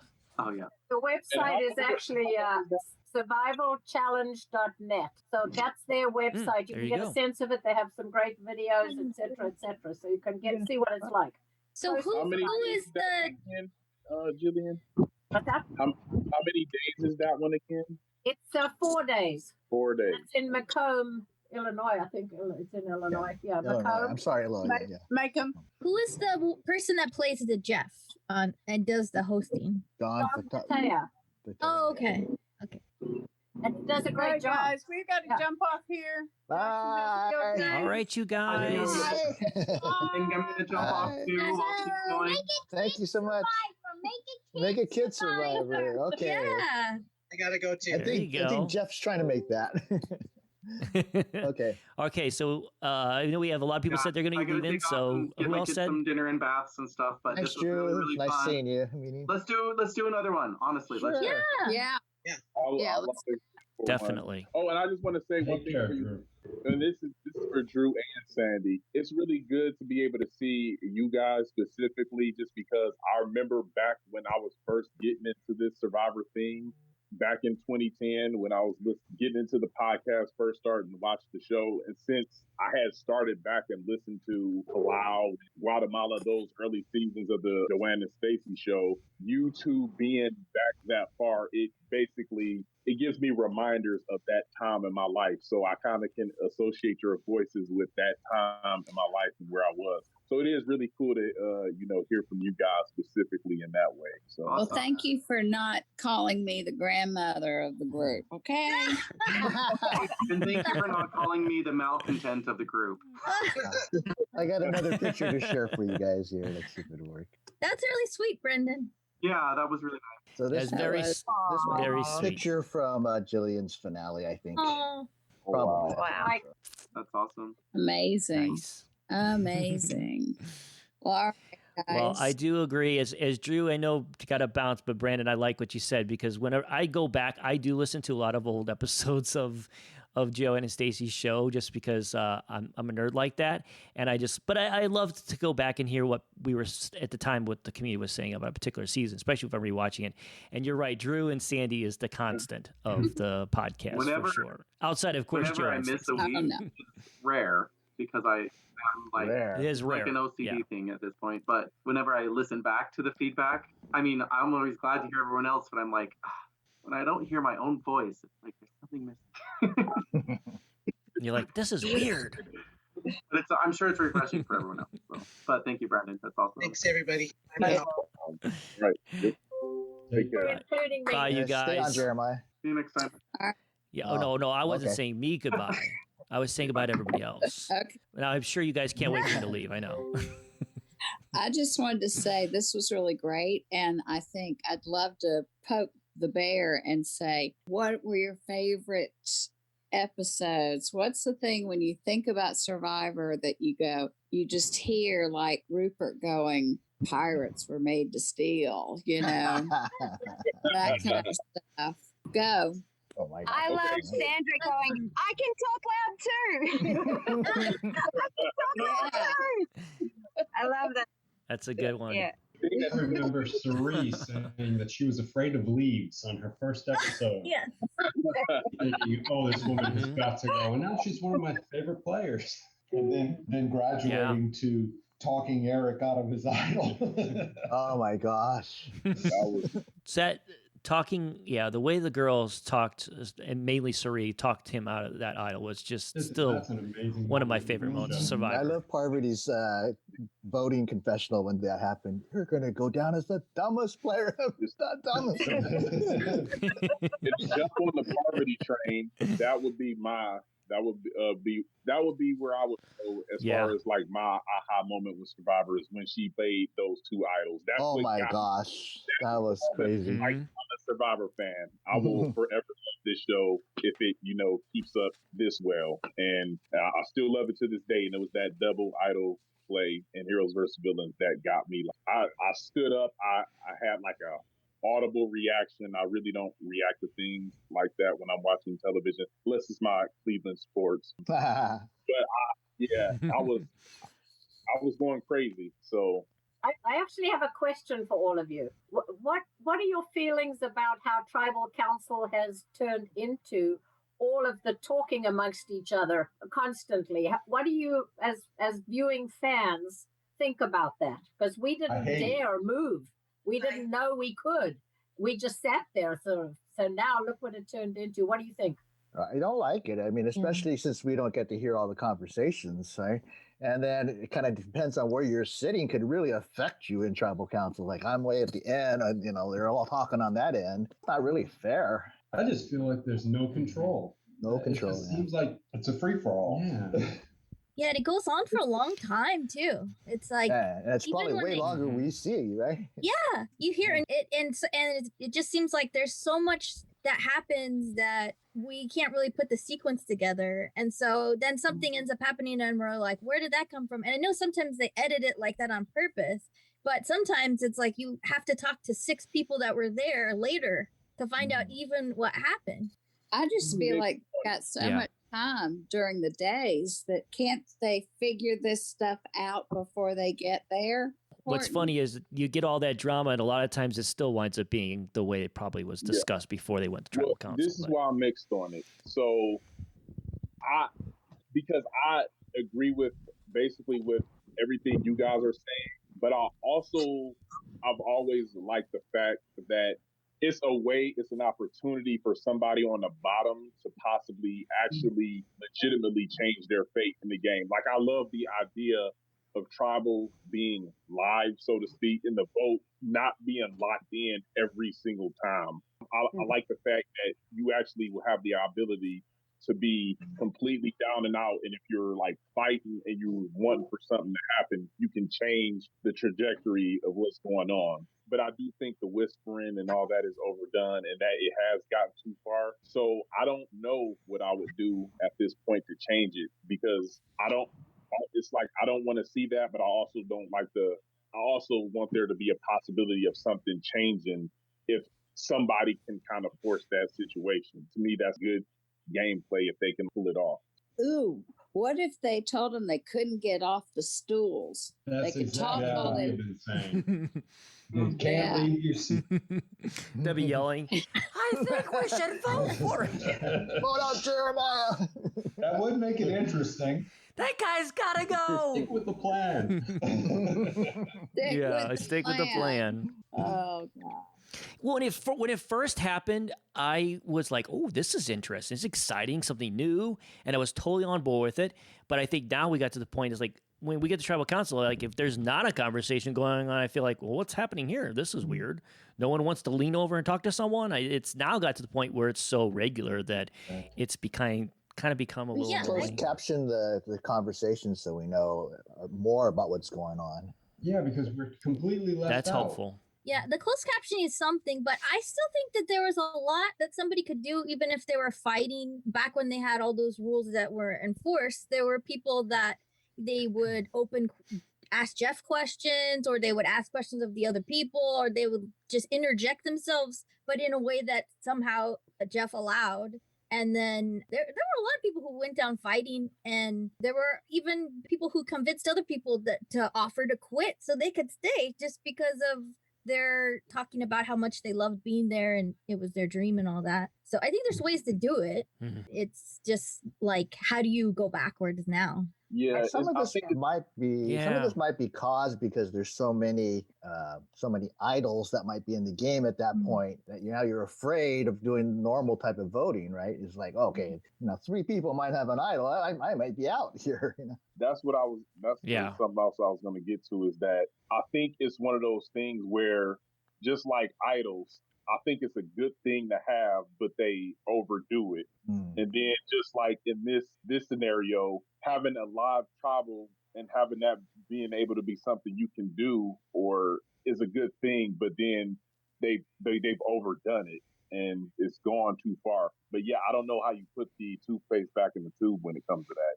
I don't For know sure. if and once when I see my season eventually, I'll look at it particularly. But I don't know if there was any conversation like that at the other tribals, because both of our tribals that I was in, part of our instructions were that we were not to talk to each other, that we would be talked to by Jeff and answer the questions, but there was to be no discussion between us. And so that's why I think that we kind of all looked like we were dumb stumps, just sitting there.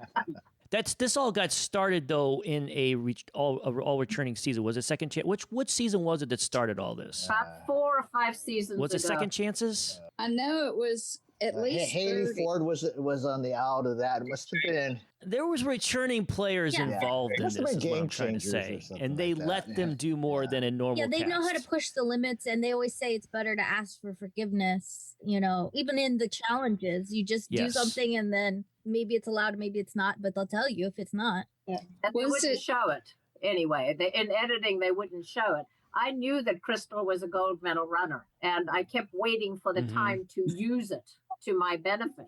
I had told Dan, because I was building a trust alliance with him, and I told him, and he said, "Oh, there's no way," because he'd seen how she'd been, performing, running. But I know that I was going to use it in Tribal and say something at the time on the first Tribal, and production told me that they wouldn't have aired it because they wouldn't want it as part of that. They wouldn't want it out there for the public to know so soon. So this is the girl that couldn't hold a pole up for. That's 4 the girl. seconds. But Jillian, that's right. you, when she was in casting, you recognized that she was an Olympian, and you went and researched her and knew before you even got there that she was an Olympian. So that's why I picked her. Yeah, That's that's why exactly why I they picked her. couldn't let you say that, since that was background story that hadn't been talked about on the show, right? But yes, that was a very smart pick. At least I needed somebody who could run, and Absolutely. I actually thought I was dead last in that hill challenge. I was absolutely certain. And when I was in what I call boot camp or loser lodge, which is called Ponderosa, but I have another name for it, the people told me, they said, "You weren't lost, you beat Crystal and Susie." And I thought, no way. And then it made me think why Crystal had been so offhand and essentially mean to me once we were in our camp, that she knew I'd beaten her because I was ahead of her. And I'm sure she didn't want this old woman showing her up in other athletic type of competition. But yeah, She couldn't hold a bar. Hey, Jillian, I had to spend my first night in Durham with Susie. She was one of my survivors. I had Susie, I had John Raymond, and I had Carolyn Rivera on my tribe for the first night. It wasn't really a tribe, though. Would have been nice if it was. Here's another question for you guys. Another thing that I have had mixed feelings about when they introduced it. It's still around, and I don't think it's going away. And that is the fire. I was just going to ask you about that. Four. What do you guys think about that? Yeah. So you still fall in you hate it? Okay. What about everybody else? I like it. I think it's a disadvantage to the women. I think they've shown that, they've done statistical analysis of their fans that have shown that it's really a disadvantage to the women. I do love the survival aspect of Survivor, and I for Christmas I got myself steel and flint. I haven't got a chance to use it yet because I can't. It's not easy. It's definitely not easy. So I would learn how to do it first before I went out there. But even given that, I still think that it's that late in the game. It's like kind of right. That late in the game. That's the key thing, right? But if you made that Final Four challenge, instead of like having some kind of other event, if you just had everyone come to tribal, make fire, do that, and then call for that person that is the least able to do that and go from there. That would, I don't know. It's better. I still prefer that it's a social dynamic of voting out all the way to the end. Yeah. No, who was it that had to be, they had to decide who was going out, and they ended up being, what's her name from Australia, or not from the chicken girl from Australia. Oh, but Kimmy? do you remember how painful? Kimmy, yeah, that's because they all had idols and they canceling them all out. Yeah. And I would rather see fire than that train wreck.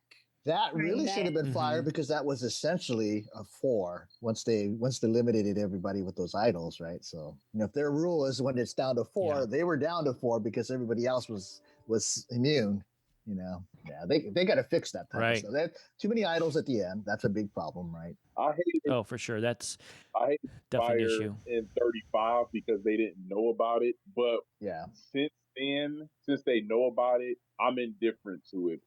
I don't love it, but it doesn't make me angry. So it's just one of those things I deal with as a mechanism in the game. And the people know they have to work around it. So that's kind of just how I feel. It's not one of those things where I passionately feel one way towards. But it also makes that weird decision, right? Because the person who wins the immunity has to then decide who I'm taking with to the final. That person has no chance, right? Mm-hmm. And then who I'm forcing to make fire or be like Chris and jump in and do it yourself, right? Yeah, and you look bad in front of the jury depending on who you make to do fire. And they called it an advantage for Chrissy, right? Hey, you won this advantage. You get to pick who you're dragging with you, to the end, and you get to pick who has to make fire.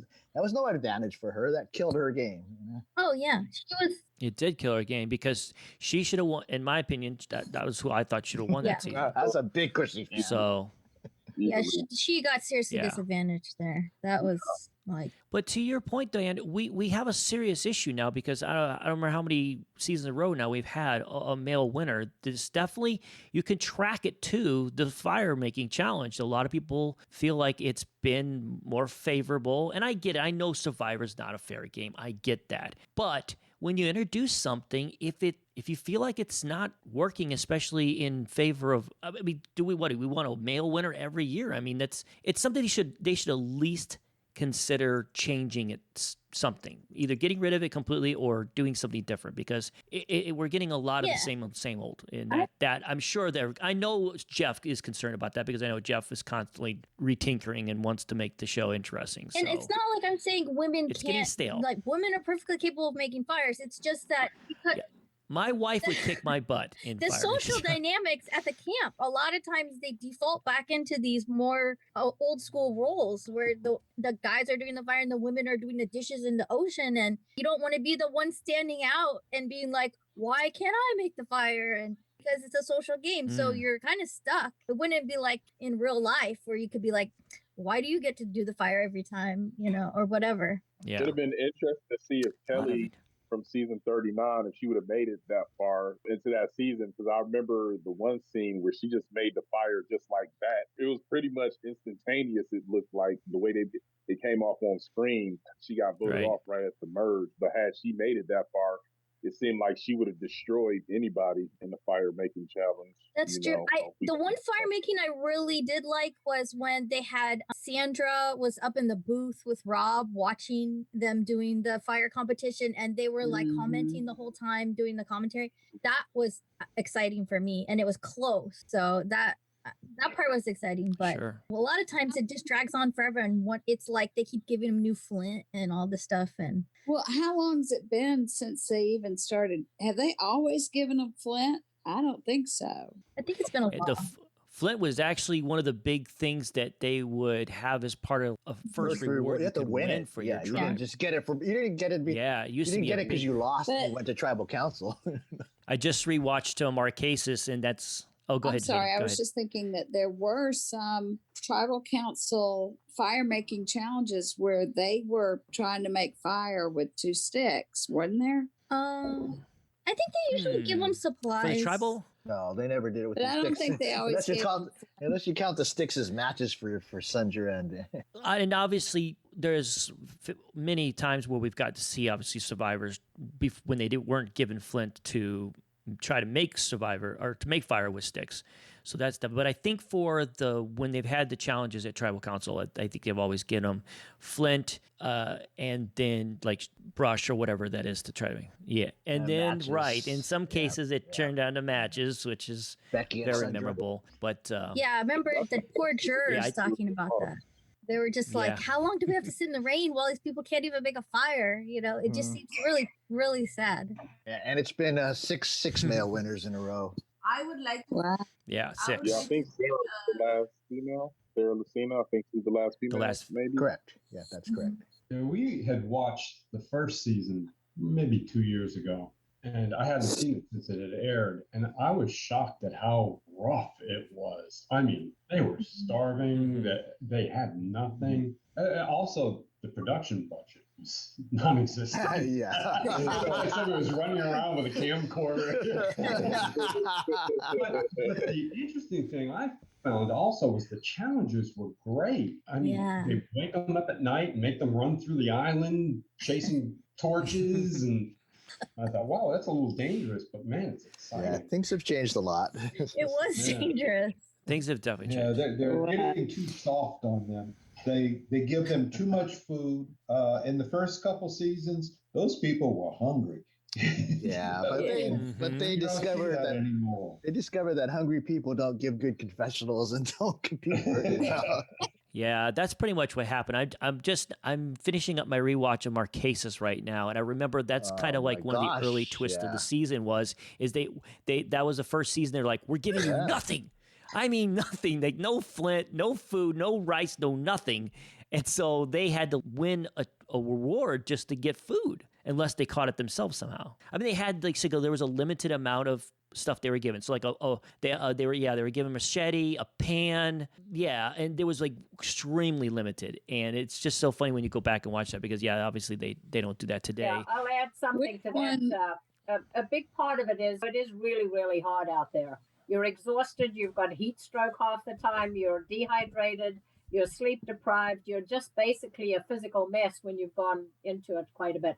It became a risk. People were Russell Swan almost died. I mean, he talks about how he floated up to the light and he saw everything going on. I mean, he literally had that experience, that out-of-body experience. And then we saw the episode of where 4, 5, 6 people were just about dying, and one of them, Caleb, had to get airlifted. Caleb. Airlifted.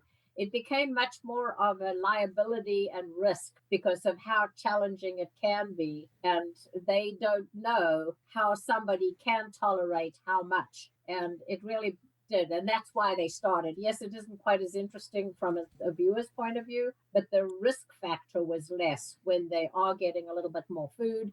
And most of the seasons have a well where they can go and get their water. Yeah. Ours, unfortunately, we had to pull it out of the lake and boil it. And it took about 4 hours to get water to drink. By the time you fished it out, you got the fire hot enough, you boiled it, you've let it cool, you can decant it, and then you can drink it. It was about a 5-hour period per water session. But it was mainly the risk. And you can imagine, even though we sign a waiver saying, well, if we kill you, that's okay as well. I mean, I don't think it was quite so blunt, but basically that was it. There's still that huge risk if somebody were to die. So that's why they added stuff. But I also like it those early seasons. There's less food, but then they had like a jacket and sunglasses and a hat. And, they had all sorts of stuff they didn't have today. Today it's like, we're going to put you in that little dress there. Or you're going to put you in this, and that's definitely clothing is different today. We won't let you starve, but we may let you freeze. I miss the luxury items. Like, do you remember they don't have people that would anymore. bring remember there was like that fire dancer? There's like so much random stuff. And then I love it when they let people bring instruments because that is just so much entertainment. It really brings the whole campfire vibe. Although I know they worry about copyrights. Yeah, that's a big part of it. I would like to see a Survivor season now when there are no idols. It would be I think it'll be really good because that idol play has gone just over the top. Just too many. Mm-hmm. And a lot of people have suggested that. And, the more time goes on, the more I like this idea because, boy, that would really throw these modern players off. They'd be like, no instead they idols. have things like idol nullifiers, fire tokens. It was so complicated last season. I felt like I needed a piece of paper and a pen. You did, and they never gave you all the information. Yes. Yeah. It's still unclear, what the rules are for when they put new ones back in. Even make up the former rules players. now. Even former players are. There used to be rules to it, like more obvious rules. Whatever production wants now. Yeah, we're still trying to figure out the fire token thing. We're still trying to figure it out. Last season, Joanne and I would get together and talk every now and then to verify who had what so I could mark it on the roster. Because I was confused at times. And she said, "This is what I've got. What do you think?" And Yeah, use that and a couple roster. times I had to change it. The best roster out there. Yeah. Yeah, I have to say, I've used it every season. Yeah. I really appreciate the work that you've done. That started as something to show us what was going on. I could visualize things better. And I mentioned it to Joanne. She said, "We send it to us." And I just started posting it, and it just took off from there. It's really always helpful. my screensaver. Always. Sorry. Definitely. We miss the Japanese shows now. And talking about how things have changed over time, if you go back and look at the early rosters, they're really beginner. Now they're so fancy with all the past tribes and you can, my God. It's very helpful though, because then you can figure out that person's the only one that was on this old tribe, so they're in trouble. And it's I find it helpful for strategy. Yes. One of the first times I played JSFL, I made a spreadsheet and I kept track of who I was keeping vote up so I could see. I'd say, well, I haven't voted for this person. I did that. I make sure I pick them this time, even though I don't really care for it, so I wouldn't run out of picks. And at the end of that one season, I did really well. I was consistently up there and said, I've got this down. This spreadsheet has me. I've never done nearly that well again.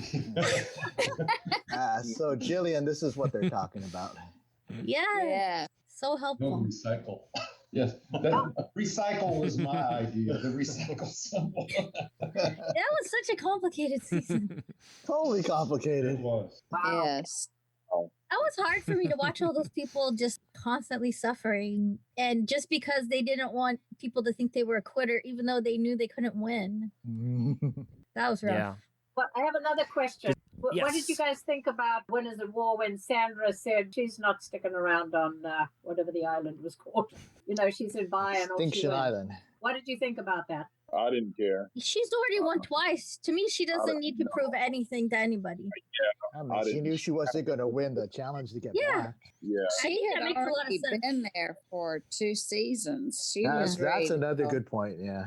Plus, that's totally Sandra. That's totally in keeping with her character. It'd be harder for somebody else who's more of a hero, less a villain. I actually thought Sandra probably went on Game Changers to try to know that she's not going to win and not be a 3-time, so that when she comes to an all-winner season, she's not she's lost the season. She's not invincible, Oh, yeah. That's why I thought why she would do that and why she played the way she did in Game Changers. Because she played a very aggressive game, I felt. Yeah, she played. It was unlike anything we've ever seen her play. She really went out and changed her game for that one. That's why I had to.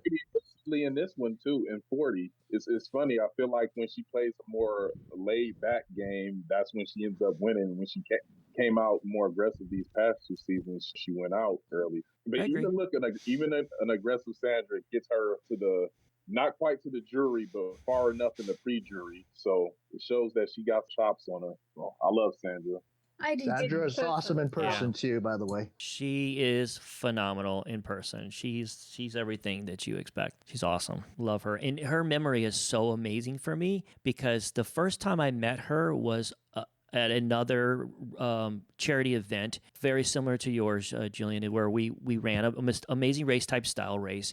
And so they had other reality people there, and that was the first time I got to meet her, and we had a wonderful time. At one point, because we stayed in the same hotel as her, we were sitting in a hot tub downstairs in the hotel hot tub and just talking about Survivor, and she's dishing out all kinds of dirt about Russell and Boston Rob and all these people, and me and my wife, we're just sitting back just enjoying all the stories.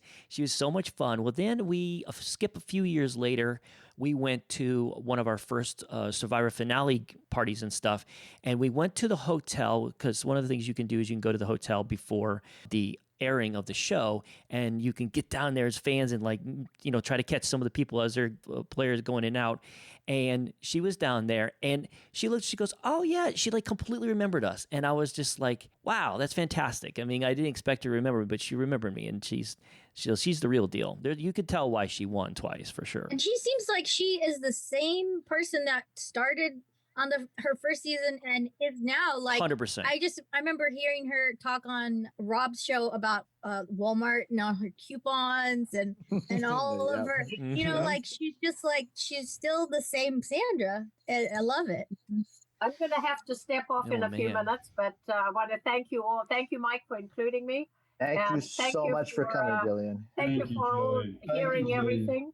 And one thing I will end off with is that, you know, I believe that every one of us is led down a destined path. Maybe we don't know it at the time. And I needed to be booted off second, as bummed as I was at the time, because I had 5 weeks in the jungle to think what I could do with the experience. And I built a speaking engagement platform that I do, and Reality Rally, of course. So none of that would have happened if I'd been in that game longer, because I would have got home and got busy again. So there was a huge reason why I had to be snuffed off second. And so as sad as it was, it turned out to be the best thing, because I've now got to know so many more people. And thank you. And again, Mike, thanks for all you do for Reality Rally. I look forward to having you back. The dates are now on the website. If everybody wouldn't mind checking that and sharing the information, it's realityrally.com. And you can see lots of bits and pieces on there. Thanks for hanging out with us. Thank you. Yes, thank you so much. We really appreciate it. Bye. What a treat. That was wonderful. I am so glad they were able to join us. That was a real treat for sure. Really sweet of them too. Now, speaking of which, we have been recording, believe it or not, for about 2 hours now. I'm sure, Joan and Stacy, this is not Rob has a podcast. Rob has. If it was Rob's show, we would just keep on recording for like 6 more hours. We see if we could beat one of those Tyson podcasts where he would talk to Tyson for like 1,000 hours. So we probably should consider at least wrapping up the recording portion of this, and because this is just, it's been a lot of fun. Hopefully you guys have been having a lot of fun. Now, before we end the recording though, is there like something that you wanted to say, you know, that to be on the actual cast? Yes, I want to say something for Joanne and Stacy. So I really miss you guys. I hope you're doing well and hanging in there, and you are such a light in all of our lives. And I know it is so much work, so I'm sure you're actually enjoying your rest from all of the work, but hopefully we get to talk to you soon, and just thanks again for everything. I second definitely. Joanne and Stacey invited to this thing.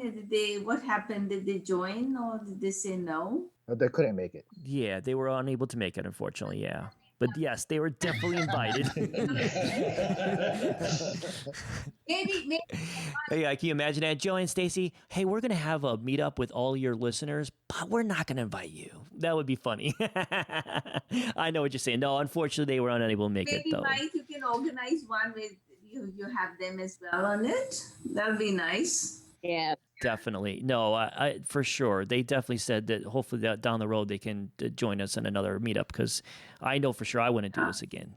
Does anybody else have anything else you want to say too before we stop the recording part of it? Or also, it's going back to Joanne and Stacey. Just thank you so much for all the work you do, the community you've built, and just even for me personally, just how much the podcast has contributed to my Survivor fandom, and this just being a part of my life, and just even being here now, you get that finally put faces to all these people that I've listened to over the past, I guess, 11 years at this point. That's just really cool. So I appreciate all the time and effort and all the work you guys put in to building all of this. So thanks, Joanne and Stacey. I'll go next.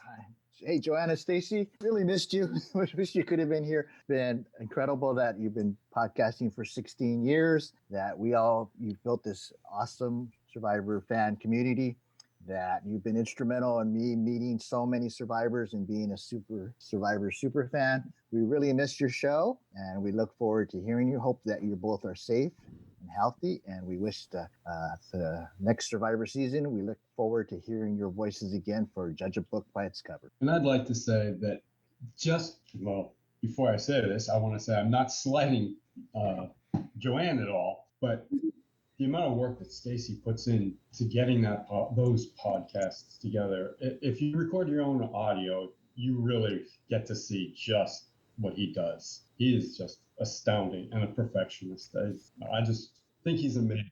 I don't know how he gets them up so fast, because I edit my own podcast and I spend like 6,000 hours.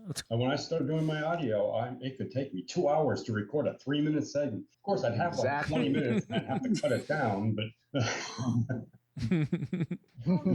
I would also like to say thank you to Steve, who manages the JSFL thanks, website. Steve. That changed. I remember the days when Joanne did this on a spreadsheet. You know, the website was really wonderful. It has been wonderful. Game changer. Man. I just want to say hi, me again. I just wanted to say that this has just been so special today to meet all of you face to face and put the faces to the names. And yeah, Joanne and Stacey, like 16 years of putting all this madness together. Like, they've just done such an amazing job, and it's a love job, and it's just built so many relationships, and it's so special, something that we've really missed. And yeah, here's meeting up at a finale one day as a big group of podcaster enthusiasts. That would be great. Are you listening? CBS? Yeah, CBS. No, change it so it's not on a Wednesday night anymore for them. Oh, I know. That was a terrible change. So sad. Yeah. Bringing back the Sunday finales. That was like our Super Bowl, man. Me and my wife could not wait for that. And now that I'm back working nights again, I can't enjoy the finale with my wife, and it stinks. So I have to take vacation twice a year on Survivor finale nights. that's why we download it so that we're watching while you guys watch, because otherwise you feel so left behind, and you can't keep up with everything in real time. And you, when you've got a community like this, that becomes important when you're not just the social media blackout. Yeah, and then you're like, what did I miss? What did everyone say? I don't even know. Yeah, I know. Well, What I time just is want it there, Joe?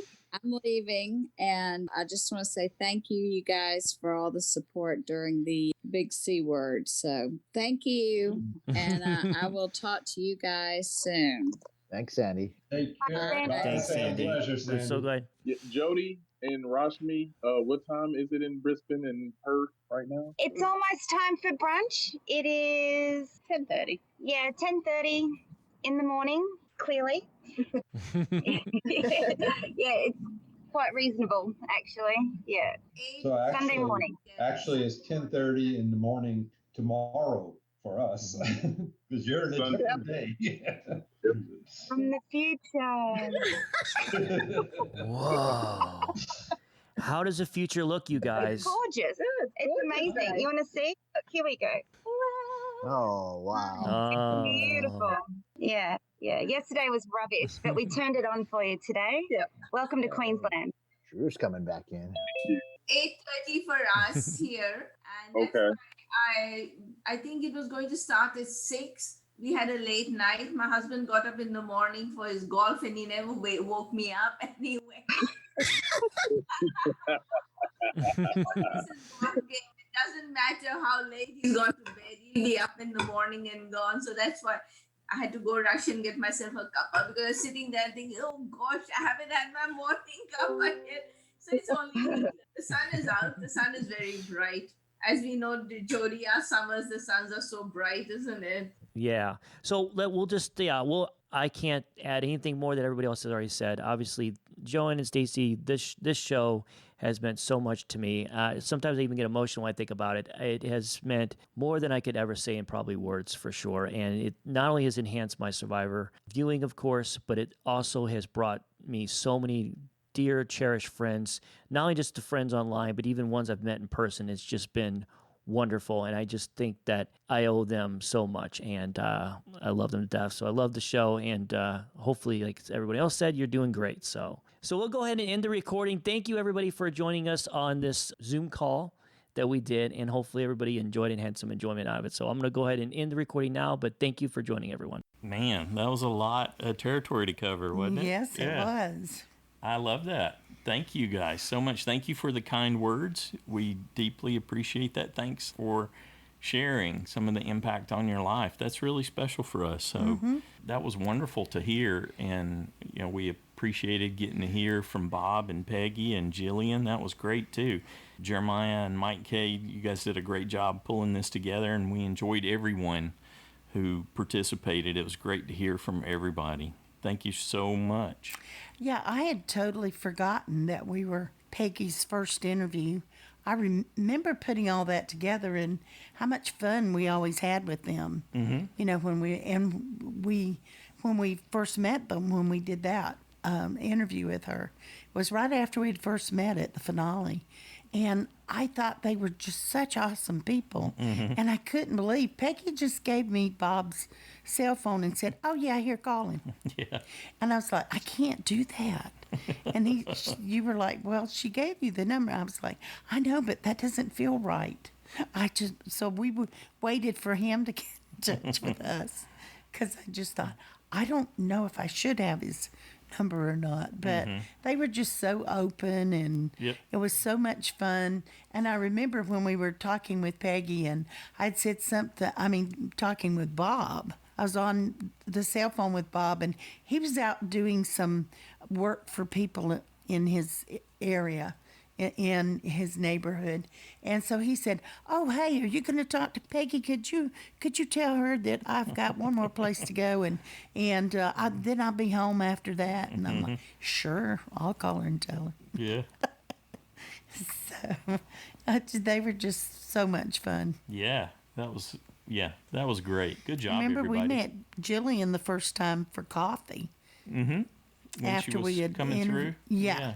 Because she has Sacramento. family in this area, so that made me remember all that kind of stuff too. And I was so fun. Yeah, great trip down memory lane with a lot of that. Yeah, so awesome. Appreciate that. We haven't been doing anything Survivor related. We really have been on a Survivor hibernation in that regard. But in terms of the shows that we were watching, I thought we'd just recap some of those and then talk briefly about what's coming with 41, 42. Well, you had to recap for me because I didn't remember most of them. Well, right after Survivor finished, we finished up Alone season 7, another fantastic season of Alone, and if you haven't checked that out, I highly recommend that. And that's available on several different streaming services.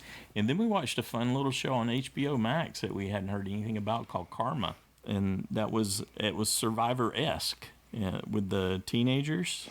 Oh yeah. And they had challenges, and that was really good. We enjoyed it. I was already forgetting again, and you just explained it 10 minutes ago. And then the amazing Mandalorian season 2. Oh yeah, that was great. That was just excellent. So we enjoyed that, and we got caught up and watched Bridgerton. So that was good. Yep, Even I enjoyed that. Went back and watched. What do you mean by that? Last Tango in Halifax. It's yeah, not something that was good. I thought I don't normally watch period stuff. You're the Downton Abbey watcher in the family here. Well, that means something's really wrong with you. Okay. Downton Abbey is awesome.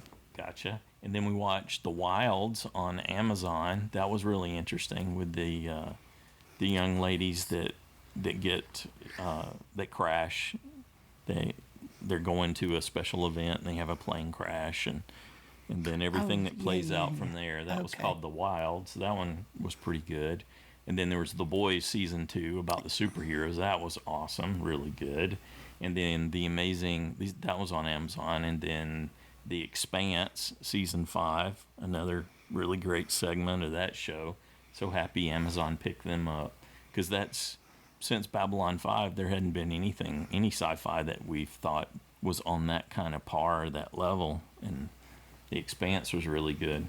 And I was jonesing for Star Wars so much I started watching The Clone Wars, which was animated after The Mandalorian wrapped up, not realizing how good that was. So there's a lot of great content there. And then there's a new animated superhero one called Invincible on Amazon Prime that I've been watching. That was good. Well, and you didn't even mention The Amazing Race. You know what? I didn't care for it. It But we wasn't. watched it. We did watch it. I guess because I didn't care for it, I didn't include it on the list. You're right.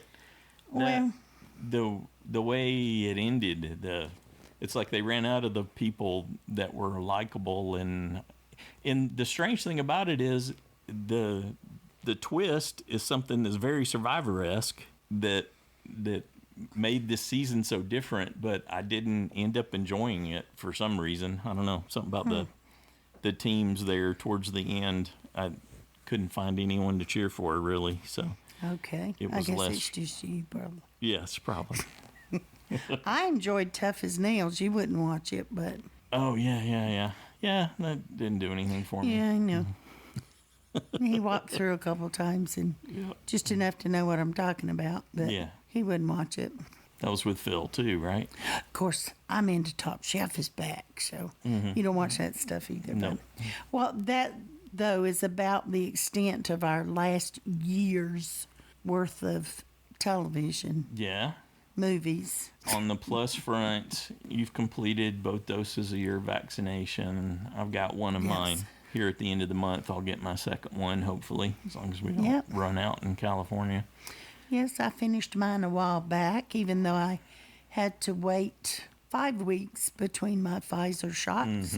Yeah. And instead of 3. But all done now. But I got them. Yeah. And So that's good. So hopefully everybody's, we're still in the midst of a pandemic for sure. There's still outbreaks that are raging through Well- different countries and in different states here in the U.S. too. But I'm hoping this is all headed in a better direction now. well, I pretty much quit working because I couldn't afford to take any chances with my issues. And so I quit working altogether. So I don't know why I can't keep up with everything because I'm always behind in everything. Yeah. And you would think I would have lots of time, but I hear people go, oh, we watched this and we watched that. And I'm thinking, I don't have time, but I don't know what I do. I just listed a whole bunch of things we watched. You watched Yeah, those? but that was over the last year. Yeah. Okay. Yeah. But 11 anyway. months, yeah. Yeah. Well, I didn't leave the house even for 9 months, and then I just went over to the pharmacy and got a flu shot, Yep. and then I think the 10 months I had some blood work done, and Yep. then didn't go out again till I got my Lots of vaccine. Active risk reduction here is Yeah, what we've so- been focused on. My poor car hadn't been driven, and the battery was dead. It didn't even work, and we since got it going, and I took it in for some repairs, but it just, poor thing, sat out in the garage all by itself. Yeah, that body at rest tends to stay at rest. I had revived Yeah. your battery multiple times before you finally. He kept reviving it, and then I didn't go anywhere, so Yeah. it would die again.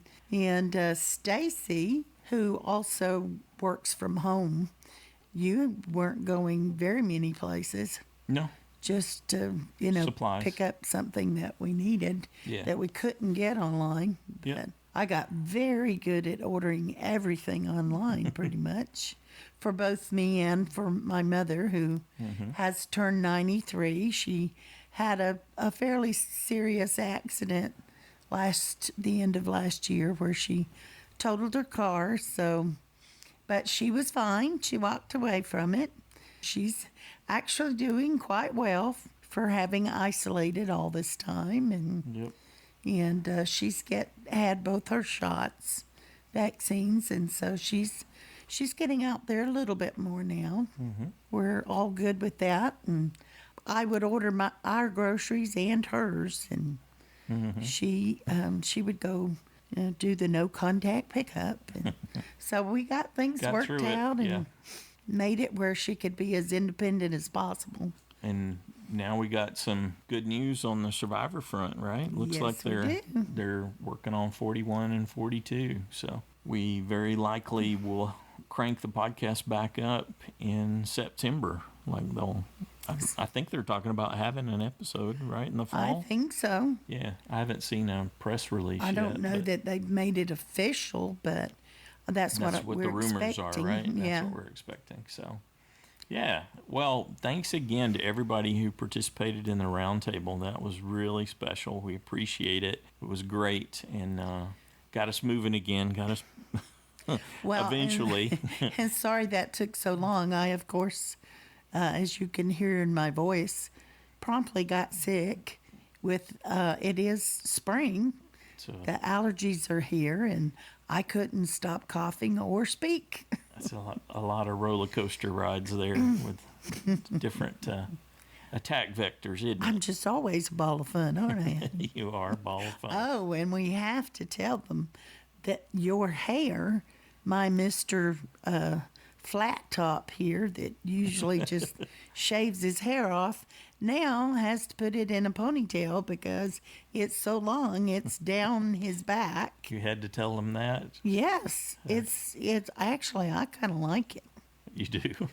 Yeah, I do. You haven't liked it different Yes, points I along have. the way.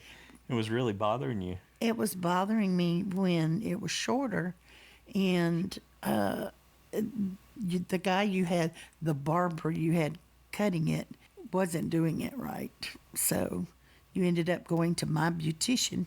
Well, this was before the pandemic. Yeah. Well, I know, but still, that's when I wasn't liking it. I've liked it since you let it grow out. Okay. I've said that many times. Yep. You This didn't is like the it as longest much it's because it ever falls been. in your face. So I got you something you can tie it back with. And he's learning all kinds of ways to tie his hair back. There we go. That's exactly what I wanted to end on. I know you won't even let me send your sister's picture, but You're welcome I to send a thought- picture. You're just not capable. yeah, well, who tells me how to do it? You, and you won't tell me how to do it. Yeah. And I'm not around anybody but you. Tried nothing, and I'm all out of ideas. Yes. Oh well. Well, we've I guess we've been enjoying each other in our hunkered down time, huh? Yeah. Well, I haven't gotten my hair cut since, let's see, February. February was a year ago. So it's been, I have been cutting my hair though. So, And I haven't had mine cut since February 2020. yeah, he's just let his grow and I couldn't stand it. So I cut my own. I cut it for you. You did cut it. You cut the back. half of it for me in the back. He kept saying, lean your head more forward, lean your head. But I've not let him have the clippers to go wild with. He, now you understand, you brought this up, so I'm telling it. He got quite upset at for a while because I would tell everyone I talked to and we would laugh because it was quite funny. I think he should be grateful that I had a sense of humor about it because I asked him to cut across the back from one side to the other just to have a straight line. I gave you a straight line. And he said, oh, I need the clippers. And so on one side, on the right side, my hair came down to just below my ear. And on the side that he worked on to level it out, he took the clippers and cut my hair, shaved it up to almost the top of my ear. That's not true. Which, yes, it is. It's absolutely This true. is how you perceived it. It is. I had the mirror in my hand. It wasn't And I that, had it. It wasn't took that months lopsided. to grow. Yes, it was. These are our escapades. No, it during was. the pandemic. Honestly, trust me, it was. If I'd been able, I would have taken pictures of it so I could show it. But I didn't. I didn't get upset because I thought, well, you're the only one that has to look at it. Doesn't anybody else see me? And I'm not going anywhere. Mm-hmm. But I thought it was funny, and I thought, why wouldn't I tell that story? It made my mom laugh. Mhm. It made my girlfriend laugh. Yeah.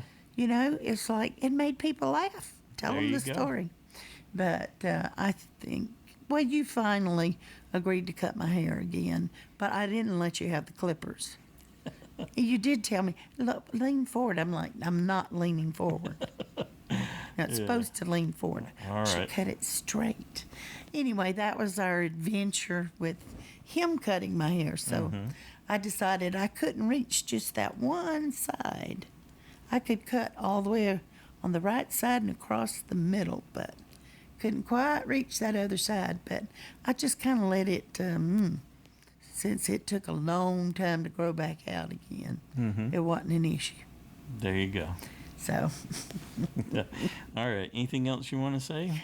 I don't think so. I think they've Let's probably wrap it up. heard more than they wanted to from us. Yeah. Well, it's, after They haven't heard us the lack react of for a while. anything and being able to have a wonderful roundtable with other Survivor fans like that. And that's and awesome. Special guest. Yeah, that was really cool. Once again, we appreciate that. Thank you so much for putting that together.